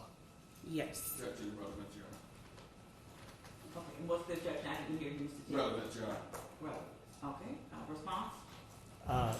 If she handled a discipline issue with JT that the defendant knows about, then it's relevant, as all of those are. We've allowed those in previously, so I'll allow this in to be consistent. So you may proceed. You can answer the question. Do you need him to repeat the question? Yes, please.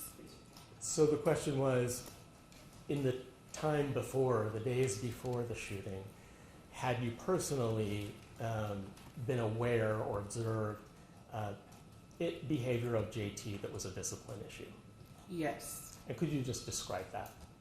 To my memory, earlier that week, there was a situation that took place between him and his first grade teacher involving her cell phone. Okay, and did that situation come to you? Yes. And who appeared to you to I actually think it was 2 people that came to me. I don't remember if it was his teacher. Okay. I'm sitting here trying to think back exactly how I knew about it, but I remember calling his mother that evening. Okay. So as a result of that incident, you did contact his mother? Yes. Okay. Any other specific instances, discipline-wise, of JT that year that you remember? If you don't remember, that's fine to say that. Not in detail, but there were other incidences that took place.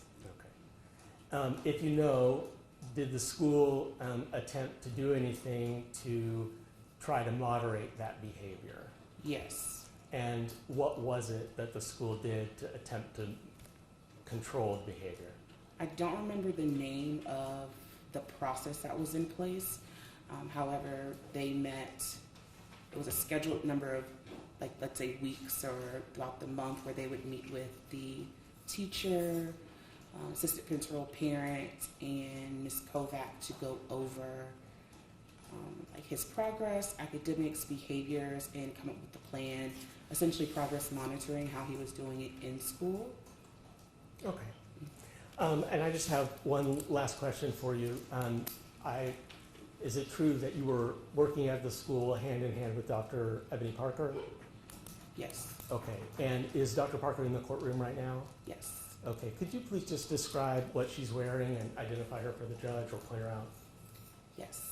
She has brown and black hair. If I'm not mistaken, she has a navy blue.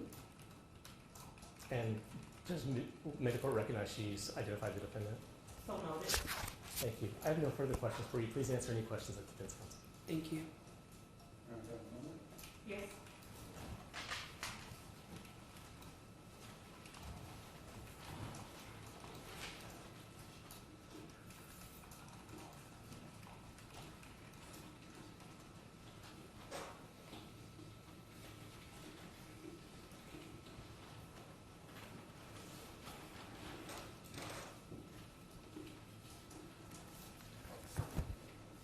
Good afternoon, how are you? Good afternoon. Just a few questions. There was a crisis management plan in place, is that correct? To my knowledge, yes. Okay. Yes. Okay. All right, I'm sorry. So there was a crisis management plan in place, is that correct? To my knowledge, yes. Okay. And if there were any type of crisis at the school, Yes. had you instructed any of the teachers or staff not to come to you with that crisis? No. Okay. Was it the policy of your school for staff members to bring problems to Dr. Parker and if whatever she said goes? Or were you ultimately responsible for the safety of the students at your school? To my knowledge, it's a joint. In my previous positions, it's hard to say. Like, ultimately, I am as the principal, yes. Okay.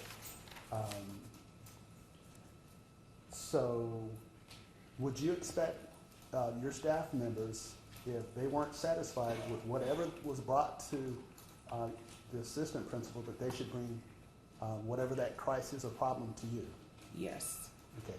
Did that occur on January 6th of 2023? No. Could any teacher who had a disruptive student in their class, could they have brought that student to the administrative office? Yes. Okay. Would you expect them to bring that student to the administrative office? Yes.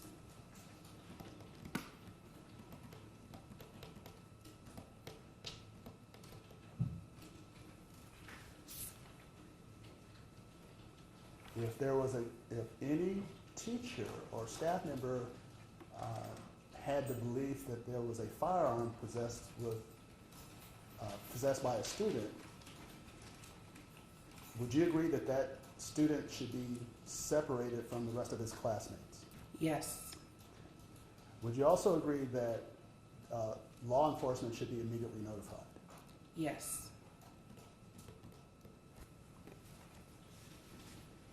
Before the shooting, as far as you know, did any of those steps take place? To my knowledge, no. Can I have a moment, Ron? Yes, sir.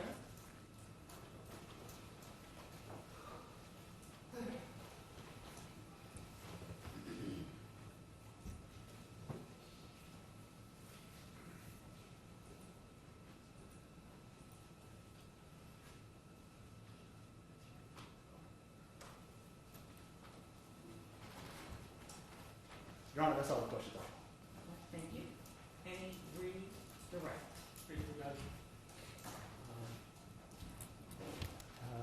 So on January 6th, during that day, what were you doing and where were you in the school? Do you want a timeline of the whole day? As much as you I can. remember, fair enough. If you don't remember, you can say you don't remember, but just as much as you remember, where were you and what were you doing that day? That day we had some interviews in the morning. I subbed gave a teacher a break so she could handle lunch for herself, a personal lunchtime. Now, when you were doing the interviews, where would you have been in the school? The main office, in my office. In your office, Yes. okay. And then the second thing you said you did was what again? Relieve the teacher so she could have a lunch break. So that would have been in a classroom? Yes. Okay. Then what? Then I remember we had a family and military life meeting with the new partnership that we were forming Okay. Where did that occur? in our conference room. Okay. And then after that, during that meeting, I remember emailing our lead custodian to ask about, I think I walked or emailed our lead custodian and maybe Dr. Parker asking about space because they wanted to know about space and I couldn't remember off the top of my head where we could put them. And then after that meeting was over, Dr. Parker and our lead custodian came to my office in addition to two students who were waiting to speak with me came to my office. Okay. And while you're in your office, what's the first signal you get that something is wrong? I think the words I heard were, he has a gun, or she's been shot. Okay. And then What did you do? from there, I slammed my door and I took the two students who were in my office and everyone else and I shoved them into the bathroom and tried to barricade them in. I called my direct supervisor and 911 and I remember telling everyone in the bathroom that I'm going out. And I remember someone saying, you can't, I have to. And then when I went out, Ms. Zwerner was on the ground and there were staff. And I remember saying, like, please put the school on lockdown. And Ms. O I looked up and Ms. O said she had already put the school on lockdown. All right. Thank you. I don't have anything further for you.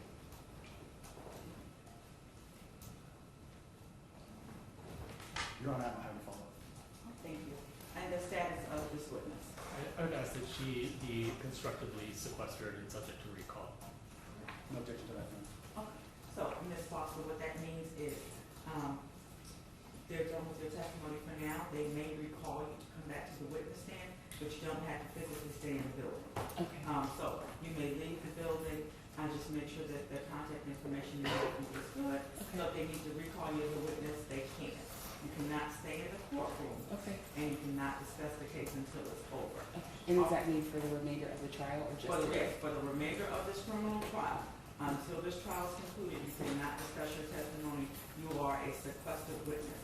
but we are not going to require you to remain in the Okay. witness room. Thank So you. you can go about your day and be available if we need to call you back. Okay. And they'll let you know when the trial is ended in case, so with that, when your sequestration ends. Okay. All right? Thank you. Thank you very much. All right. At this time, can we break for lunch? Yes, Your Honor. Yes, ma'am. All right, and, so it is 1:05. Judge, can we let the witness? Yeah, well, yeah, come on down, yeah, come on down while I'm talking. So we'll break for lunch. Is there anything, any motions that we need to take up? I'm trying to time when the jury should come back. Nothing from the Not from the defense. So let's come back at 2:15, which means I need all the jurors to report at the room downstairs, or back here by 2:10. So we need all the jurors to come back at 2:10. I'm giving you an hour, and we will resume at 2:15 p.m. Again, jurors, do not discuss the case, do not research the case, and you're welcome to leave the building and/or there's food back there in the jury room if you want to stay in the building. Okay, we are in recess. Thank you. Please stand for the jurors.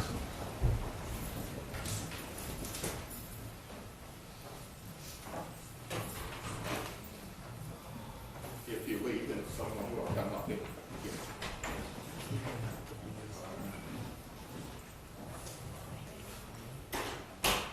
Oh, don't eat a whole lot. You know why.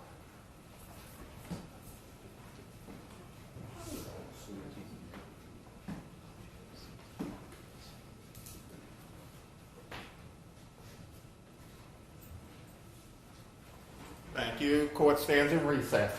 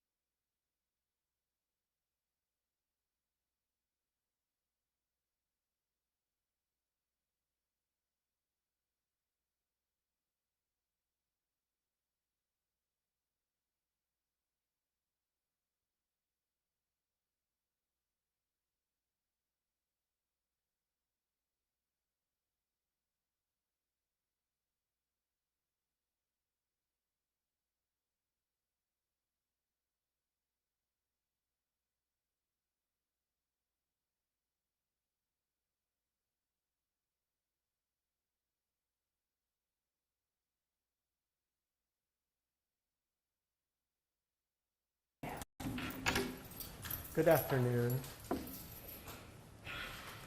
Would you please tell us your name? I'm sorry, Could you please tell us your name? LaWanda Sample Rusk. Thank you, Ms. Sample Rusk. We have a court reporter taking everything down today. Would you mind spelling your last name for us? SAMPLE-8RUSK. Thank you.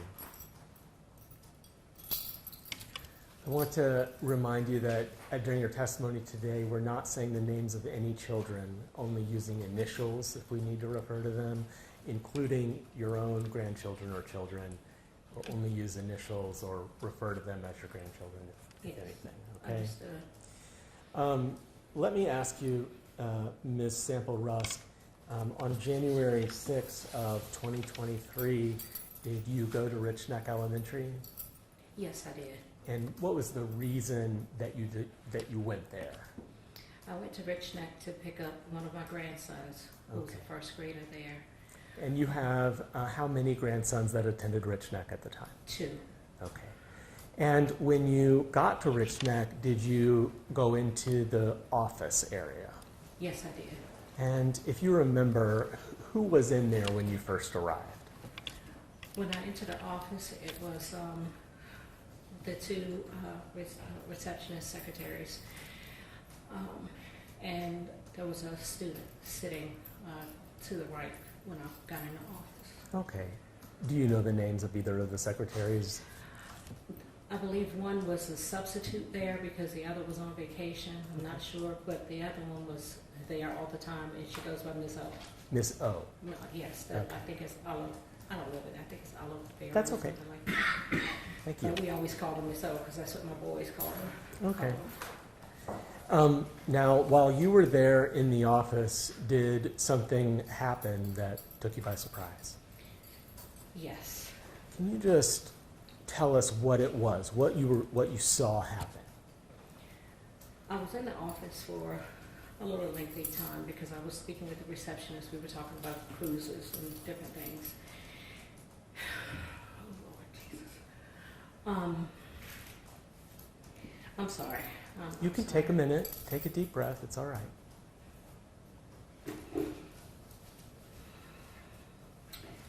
We were talking, and then a employee of the school, I don't know her name, I believe it's Miss Harris, I'm not sure. She ran into the office, and she said, she yelled something about a gun or shooting or something like that. So I was still on the side of the counter where I should be as a visitor in the school. The receptionists were still at their desk. But when the teacher ran in, she ran in and went straight to Dr. Parker's office and closed the door. Okay, so the teacher went into Dr. Parker's office? Yes, the entrance from the office, Okay. because there's an entrance to Dr. Parker's office from the main office. Understood. So, and to both the principal and vice principal's offices from the main office. So after that happens, what's the next thing you see happen right there where you are in the office? As she ran in and shut the door, we didn't have any information. And then, or I didn't know. I can't recall exactly.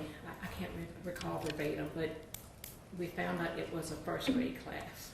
So you don't need to tell us what you heard, but really, or what you thought was going on, but just describe it visually. Like, what's the next thing that happens in the office where you are? Miss O jumped up, got on the phone, and she called whatever code they call out to the teachers over the intercom to let them know that there was something going on. Okay. I was a little hysterical because when I found out it was a first grade class, I was ready to go down the hall to find out what was going on because that's my kids down there. So Now, at some point, does another teacher come into the office? after that, we called the police, everything. Then, just as I was wearing a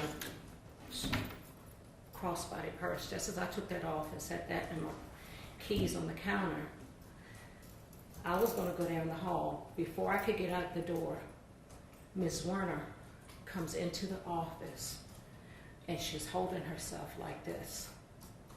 And I see blood on her hand. And so, by that time, when Ms. Werner came into the office, I had gone behind the main desk that we're supposed to be on. I was back there where the employees would have been. Mm-hmm. I had stood behind there because I didn't know what was going on. And I took the little boy that was in the office, took him back. I said, look, you need to hide. I said, hide. I said, my name is Miss LaWanda. I got you. I said, you hide. The kid hid so good I couldn't even find him after I really looked and looked for him. But he was back shoved up under the one of the big copier machines. Okay. So let me ask you a question. So while you were telling him to hide, and where are you when you're telling him to hide? I went to him. I walked from behind the counter, walked to him, took his hand, let him know. I said, my name is Miss LaWanda. I have a grandson here. I said, you're going to be okay, but I need you to hide until we find out what's going on. And so I made sure he was secure. And then when I didn't see him, but I knew he didn't walk out the office, I knew he was secure. So at that time, after he got secure, where was Miss Werner, if you know? So I secured him before Ms. Werner came into the office. Thank you. He did not see any of that. Thank you. I got him out of the way because I didn't know what was going on. He did not see any of that. I understand. So let's pick it up from that moment where Miss Werner, he's hidden and Miss Werner comes into the office. What do you see? Ms. Werner comes into the office, and before she came into the office, we locked the office door. After the teacher came in and went into Dr. Parker's office, we locked the door. We didn't know what was going on because I locked the door. I ran and locked the door. Then so when I saw Ms. Werner, she came to the door, and I had to unlock the door for her. She came in and she was holding herself, and she said, I've been shot. She was very pale, and then as she walked into the front office, to the right, immediately, like side by side with the end of the counter, there was a principal's door. Ms. Werner fell there. Okay, when she fell, I lost it. But I was trying to keep my composure because she fell out. When she went down the wall, there was blood on the wall. So I went to her while the secretaries were doing what they were supposed to do, whatever protocol is. I don't know. I'm not an employee. I cannot speak on that. They were doing whatever they were supposed to do to make everybody aware, get law enforcement there, whatever. Your Honor, I'm going to object to this testimony, this line of questioning. We are here again regarding Dr. Parker's actions and inactions on that day. This is beyond the time when Ms. Zwerner had already been shot by JT. I don't see the relevance here. Dr. Parker's inaction caused exactly this that's being described. This is exactly the same as the prior ruling regarding Ms. Kovac's situation in the classroom. This is the shooting's aftermath, and it is the result of Dr. Parker's willful inaction. Again, how is that relevant? She's charged with child endangerment, and we're talking about the medical response and the response to the people that see that in the office. Is there still child endangerment happening right now? Is that what you're alleging?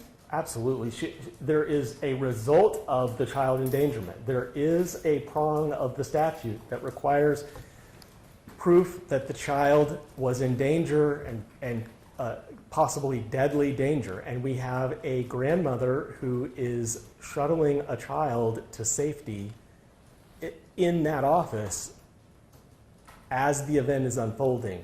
This event is entirely precipitated by the child neglect. But for it, none of this would happen. So, let's streamline it, because it's going into narrative where she's just giving a narrative and not answering the question. Can you ask another question, please? Yes, and if I may just sort of inform the witness, I'm going to need to ask you questions, so just pause with me for a moment and we'll walk through it step by step, okay? Okay. At the moment that you have described where Ms. Zwerner fell down to the floor, can you tell me, at that moment, you've said you were with her, do you know where the office receptionists were? Yes, she was on the phone. Ms. Okay. O was on the phone. All right. And do you know where Dr. Parker is? I didn't see Dr. Parker. Okay. And do you know where the principal, Ms. Foster, is? I didn't see Ms. Foster. Okay. And so while you're there with Ms. Zwerner, and at the time that you let Ms. Zwerner into the office, did you see Dr. Parker or Principal Foster? No. Okay. And so after you have seen Ms. Zwerner slide down to the floor, what's the next person that comes to the office?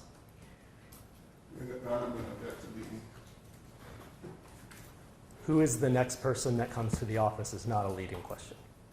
I think technically it is, because it presumes that somebody else does come. Well- So can you rephrase it to who was the next person that comes to the office, if any? Did anyone come to the office after that? I don't remember. Okay. I honestly do not remember. Did you ever see a police officer? Okay, now, I can speak on who came, but as far as the next person, and I want to be very specific with my answers to make sure I am answering this correctly. Absolutely. Let me ask you a specific question. Did police officers come and attend to Ms. Zwerner? Yes, there was one officer I remember, I believe he was a sheriff's deputy. You don't have to tell us any more about it. Okay, That's good enough. And at some point, do you find the child who had gone into hiding? Yes. Okay. And at some point later that day, are you reunited with your grandchildren? Yes, I was. All right, thank you. I don't have any further questions for you. Please answer any questions from defense counsel. Okay.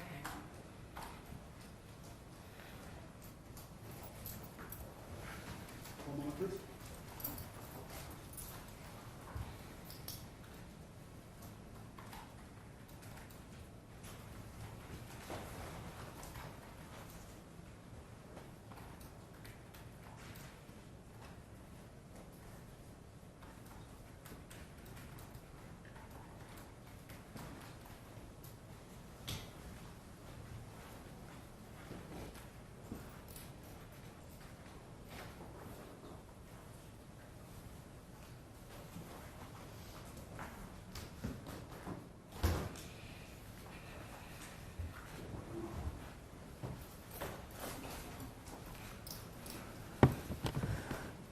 Good afternoon, Ms. Sample Rusk.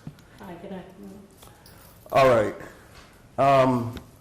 You mentioned that when you were in the office, you heard a teacher, or you saw a teacher go into Dr. Parker's office and close the door, correct?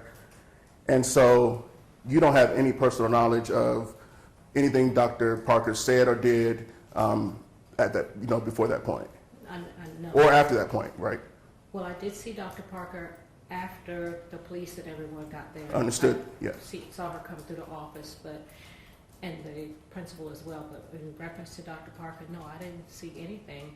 I didn't see her at all until the end. Okay. So you don't know what was going on in the office, right? I don't know. All I know is she closed that door and stood there and watched us. Hold on. The You said- teacher. The teacher The closed teacher the door. closed the door. I did not see Dr. Parker at all. Okay. So you don't know what Dr. Parker was doing in her office? You don't know what calls she was making or anything like that, correct? Correct. That is correct. Okay. You don't know what instructions she was given, anything like that, right? No, I don't. Okay. Ms. Sample-Rusk, is it true that you filed a lawsuit in this courthouse arising from these events on January 6, 2023? Objection, relevance. Oh, it definitely, Okay, well, yeah, you can respond. okay. It's definitely relevant and it goes toward potential bias, Your Honor. Okay, how is it not relevant? Well, whether she filed a lawsuit in the suit or not, I don't understand how that's relevant to whether Dr. Parker committed child neglect. I think the law allows parties to cross-examine on a witness's interest in the case. If she's filed a lawsuit, she may or may not have an interest in the case. That's proper grounds for cross-examination. So you may proceed. Do you need him to repeat the question? Yes, please. Please repeat the question. Okay. Ms. Sample-Rusk, you filed a lawsuit in this courthouse regarding the events of that day, correct? A lawsuit has not been filed yet. Okay. Have you made any demands of Ms. Dr. Parker or her attorneys? I'm not sure I understand that. Have I made any demands of her? I'm not sure. Can you, I don't understand. I want to make sure I answer correctly. Right. Regarding a potential settlement, or have you made any demands whatsoever of Dr. Parker or her attorneys related to that event, to that day? I have not, no. And as far as I know, there has not been a lawsuit that has been filed yet. Yet? Okay. Do you know whether one has been drafted? No, I do not know that. Have you retained an attorney? Yes, I have. Okay. And is it your understanding that a lawsuit, whether it's been filed or not, would be against Dr. Parker as a defendant? That is correct. Okay.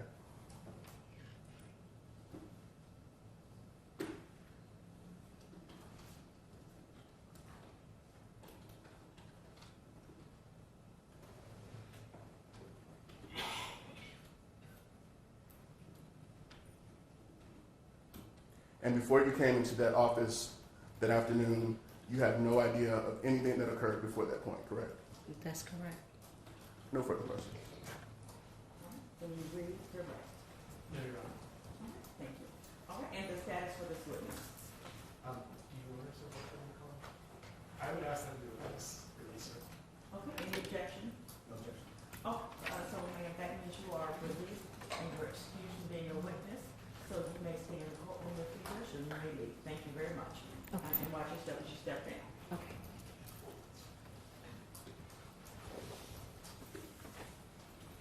The Commonwealth that's called Kelly Wells.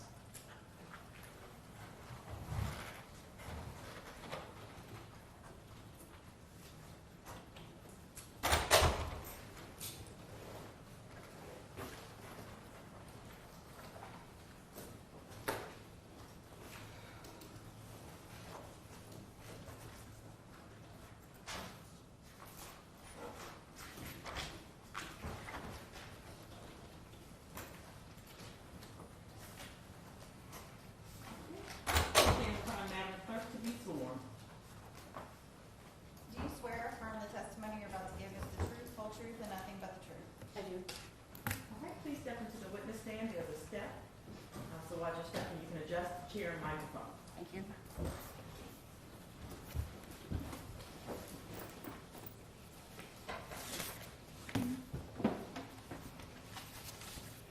Okay, please proceed.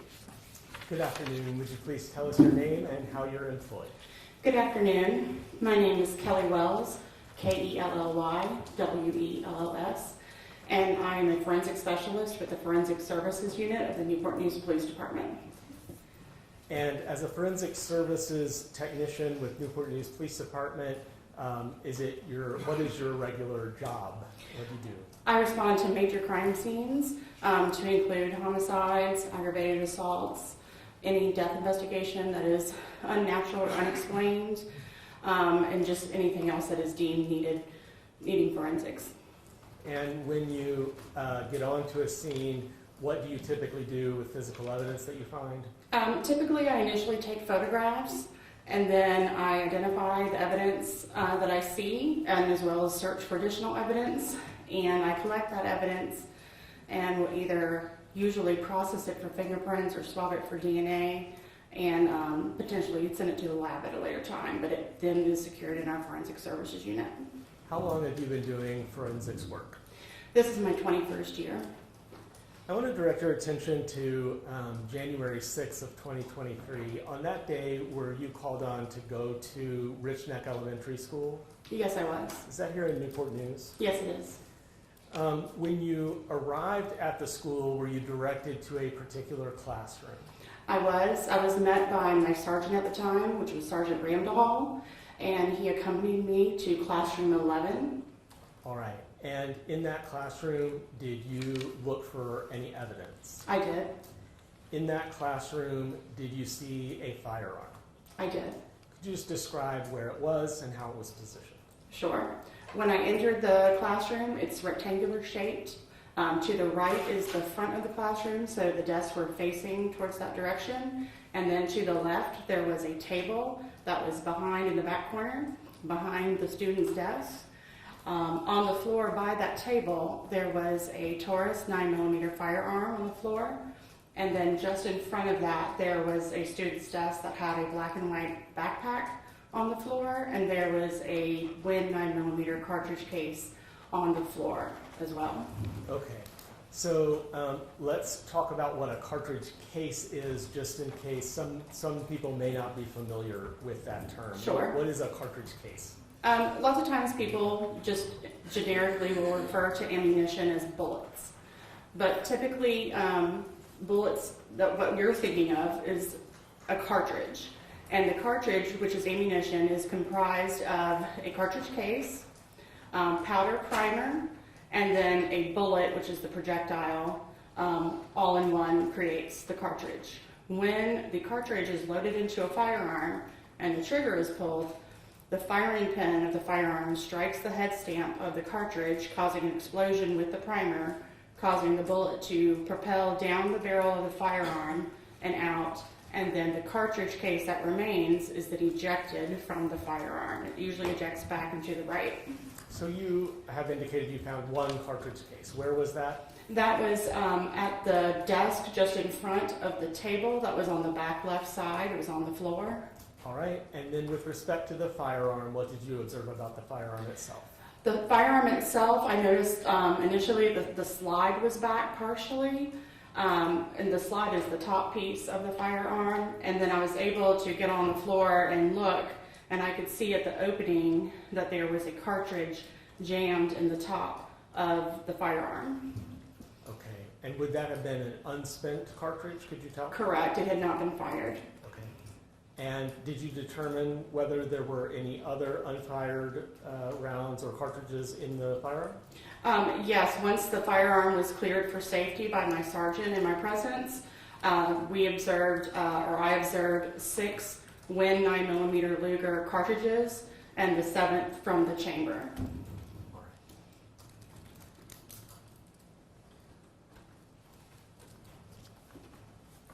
Thank you.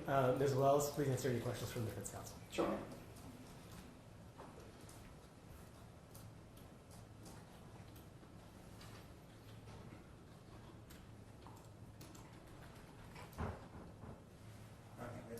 Yes, sir.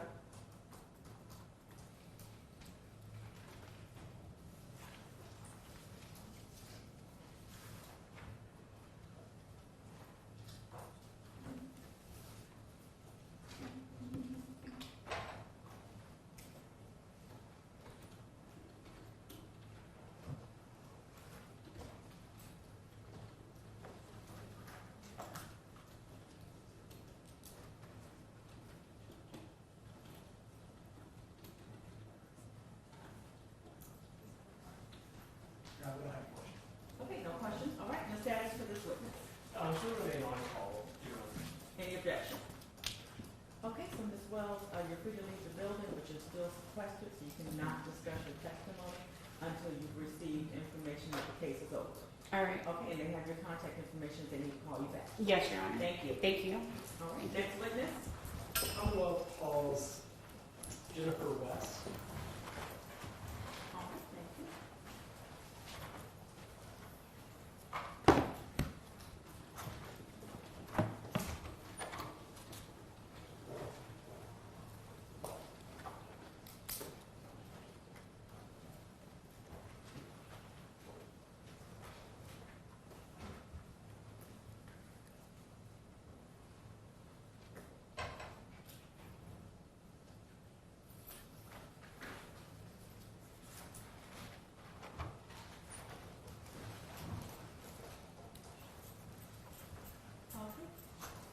in the front, Madam Clerk, to be sworn in. I get to walk all the way around the front.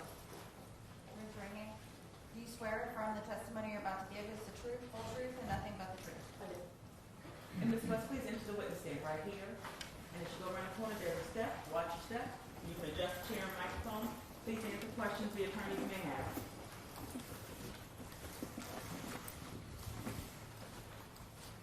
Good afternoon. Hi, Could you please tell us your name? Jennifer West. And Ms. West, how are you employed? I'm a teacher. I want to take you back to January of 2023. Were you a teacher then as well? Yes, What school did you teach at? Richneck Elementary. How long have you been a teacher? 23 years.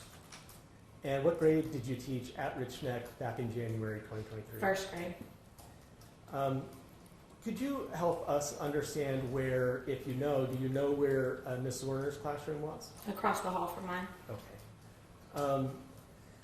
Taking you back to that January 6th date in 2023, on that day, based on, for whatever reason, did you end up observing a student named JT while he was at recess? Yes, And where was your class at that time?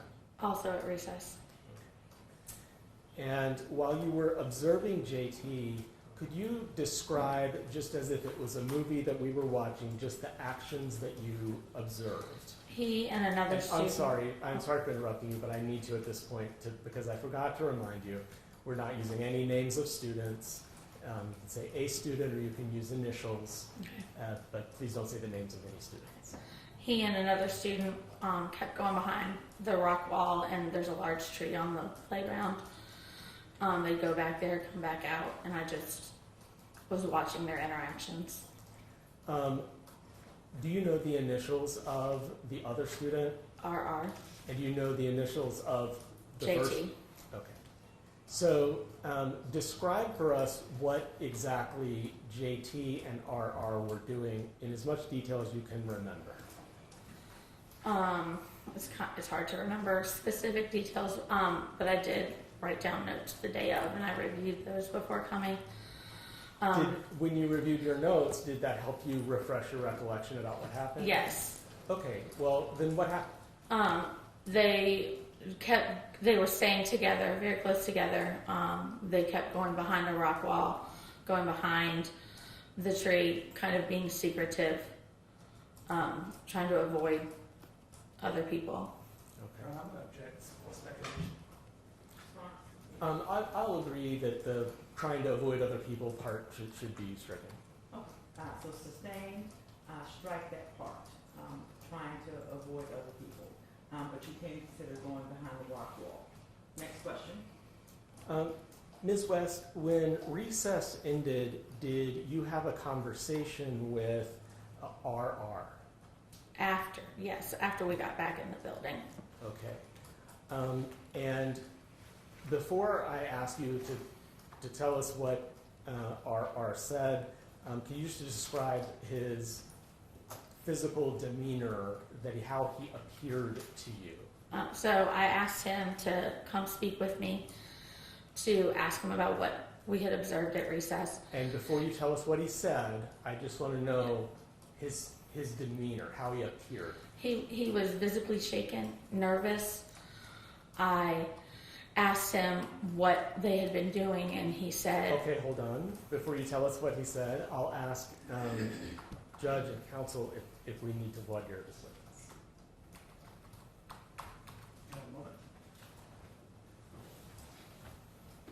Just hold on just a moment. Okay?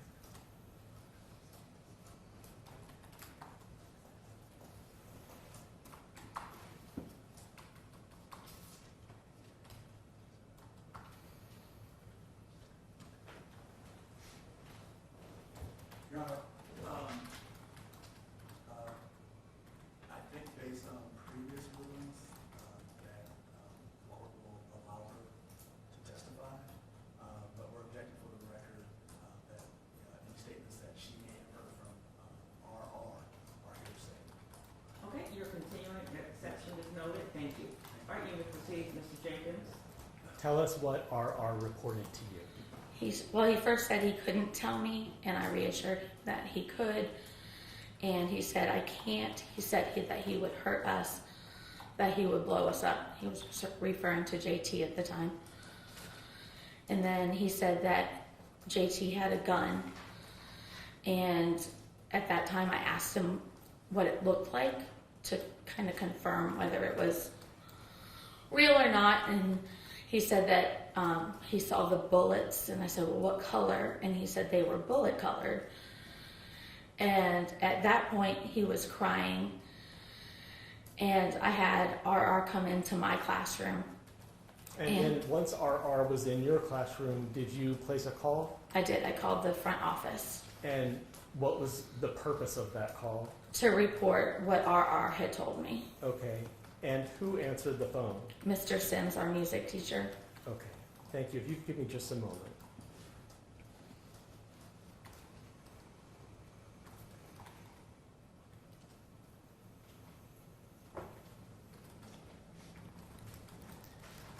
I want to now fast forward a little bit and jump forward.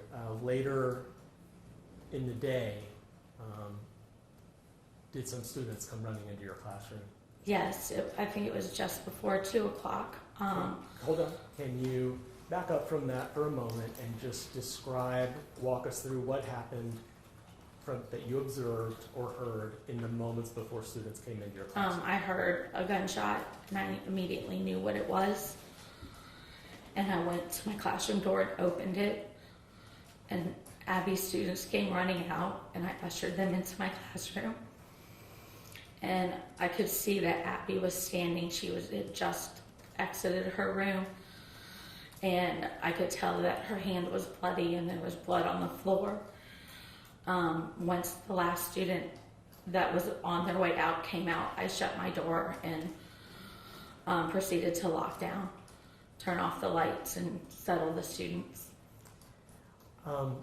In as much detail as you remember, can you describe the behaviors that you observed, the demeanor that you observed of the students as they came in? They were terrified, many of them crying. RR was situated behind me. I was sitting on the floor with the students around me, and he kept repeating, I told you. I tried to keep you safe. I told you. And I just kept reassuring. There were a few students who were trying to tell me what happened, but I didn't want my class that didn't witness it to hear all of the details. And I just kept reassuring them that we were okay. Were some of the children were crying? Yes. All right.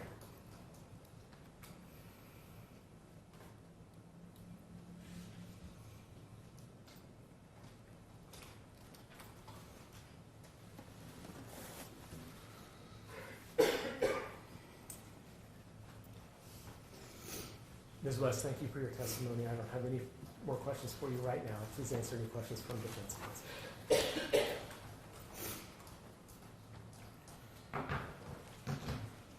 Yes, sir.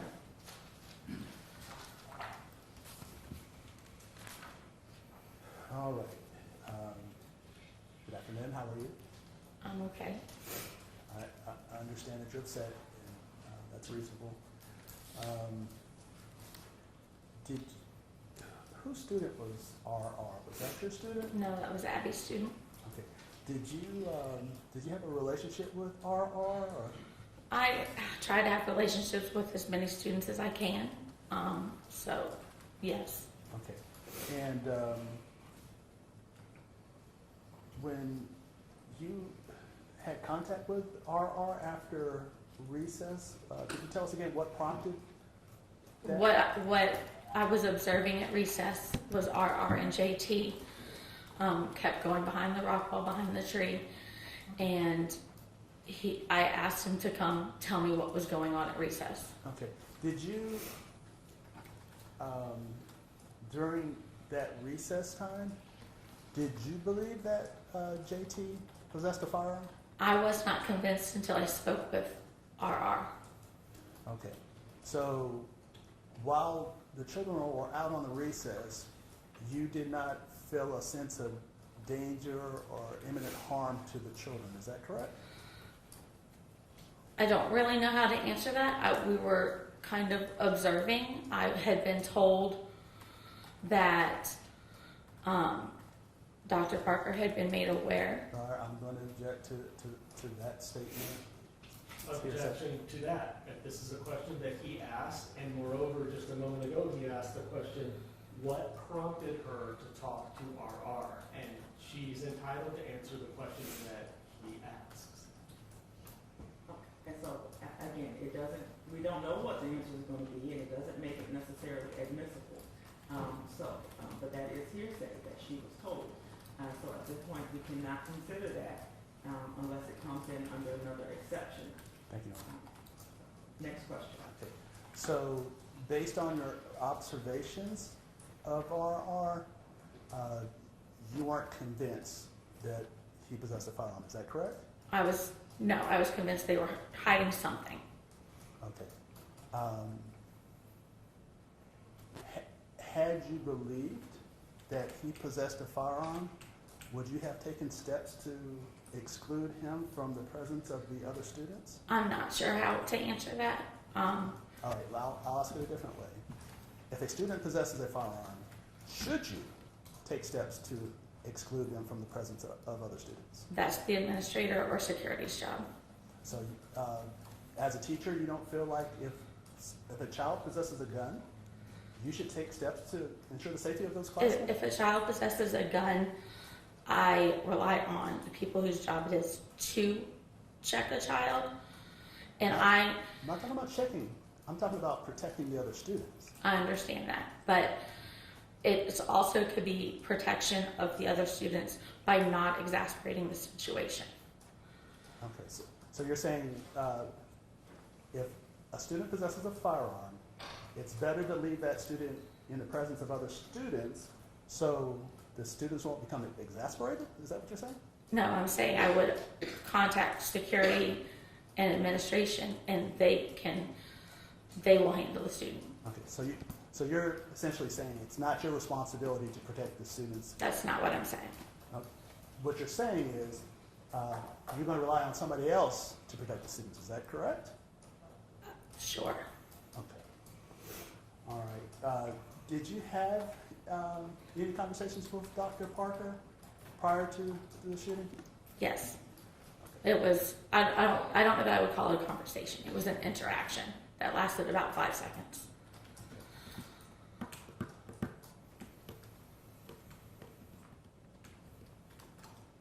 Did you tell her that you believed that JT possessed a firearm? No, that was prior to my conversation with RR. Did you possess any means to communicate with the office while you were out on the playground? Based on my notes, there was a walkie-talkie. I personally don't remember having it in my possession at recess. I even can't remember what the protocol was that year because they've changed so much. Sometimes there's one walkie-talkie per grade level. At this time, every teacher has a walkie-talkie. But I do not recall the specifics of the walkie-talkie that day. So you don't remember if you had one or if Mrs. Zwerner had one? I do not know. Okay. Do you remember if anybody, you or her, tried to make an attempt to contact the office while out on the playground?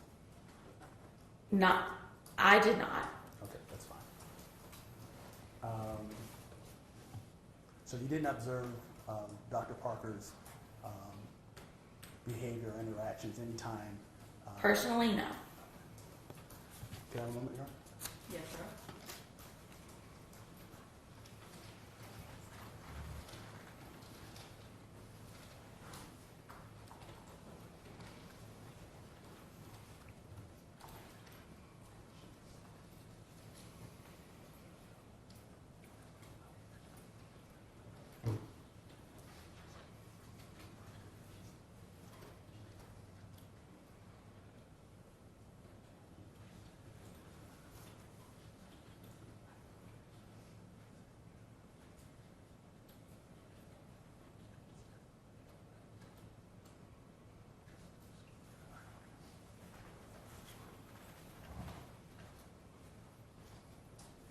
I'm sorry.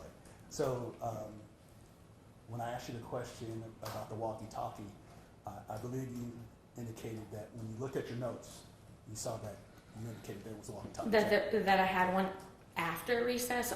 I do not remember the specifics of it before. What do your notes say? That I heard Mrs. Kovac on the walkie saying that she had the shooter.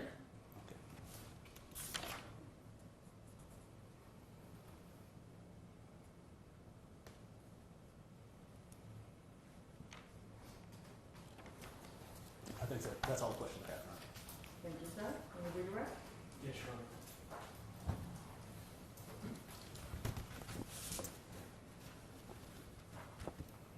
At the time that you hear Ms. Kovac on the walkie-talkie, where are you?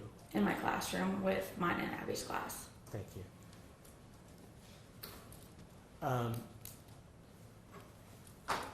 We know, as you testified, you were observing RR and JT at recess.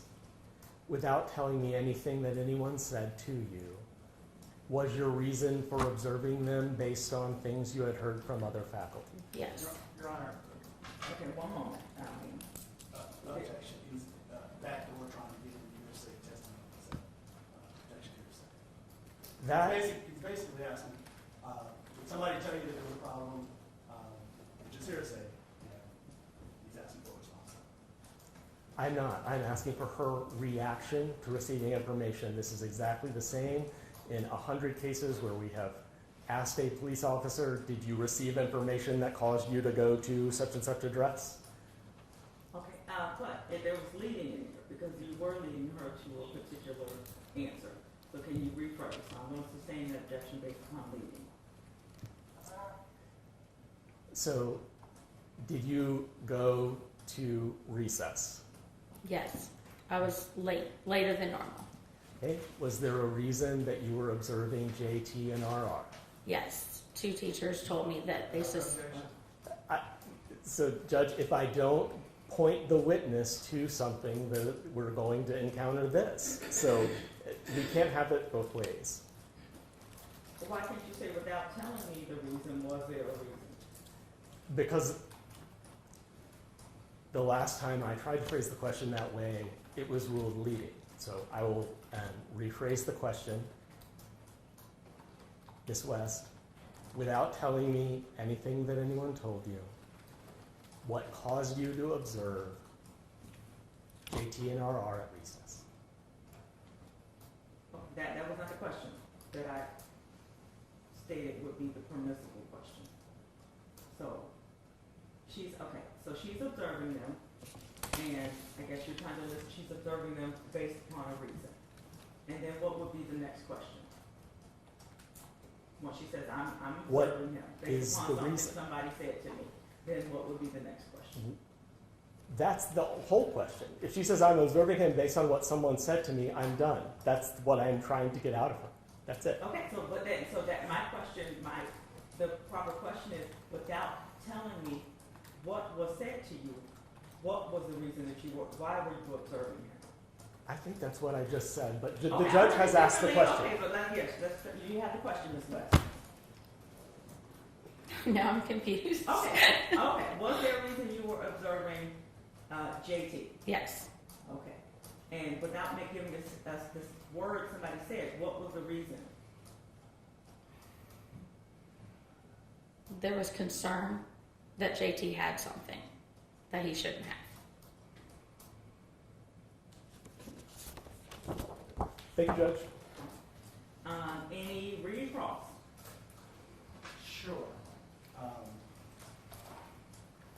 So based on your observation, you did not conclude that there was a danger to the students from JT, is that correct? Not at recess.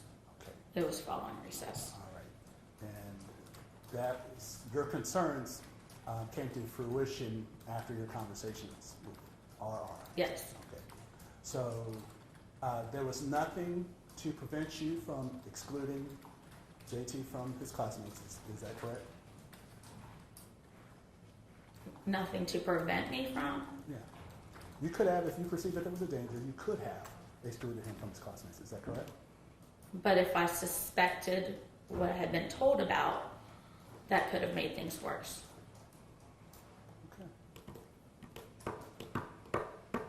Did you attempt to take RR to the office?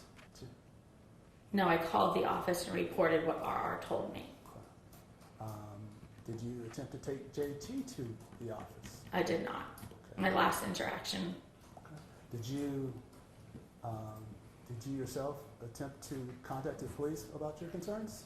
No, I called the office.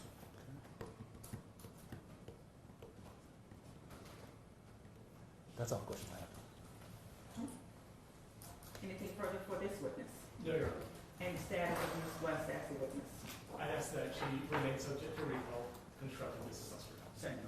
So Ms. West, you are still a witness, you are still sequestered, you may not discuss this case until this trial is over. But you do not have to remain in the building, you do not have to remain in the witness room, you are free to go about your daily life. And if you get a phone call that you need to come back to give further testimony, please come back. All right, thank you, ma'am, you may step in. Thank you. All right, next witness. Now, I'm going to ask that we take a break, and there is something that we need to discuss with the court. All right, and it's been about an hour, which is a good wake up, stretch break after lunch. So we'll ask the jurors kindly to retire to the jury room while we take up a motion.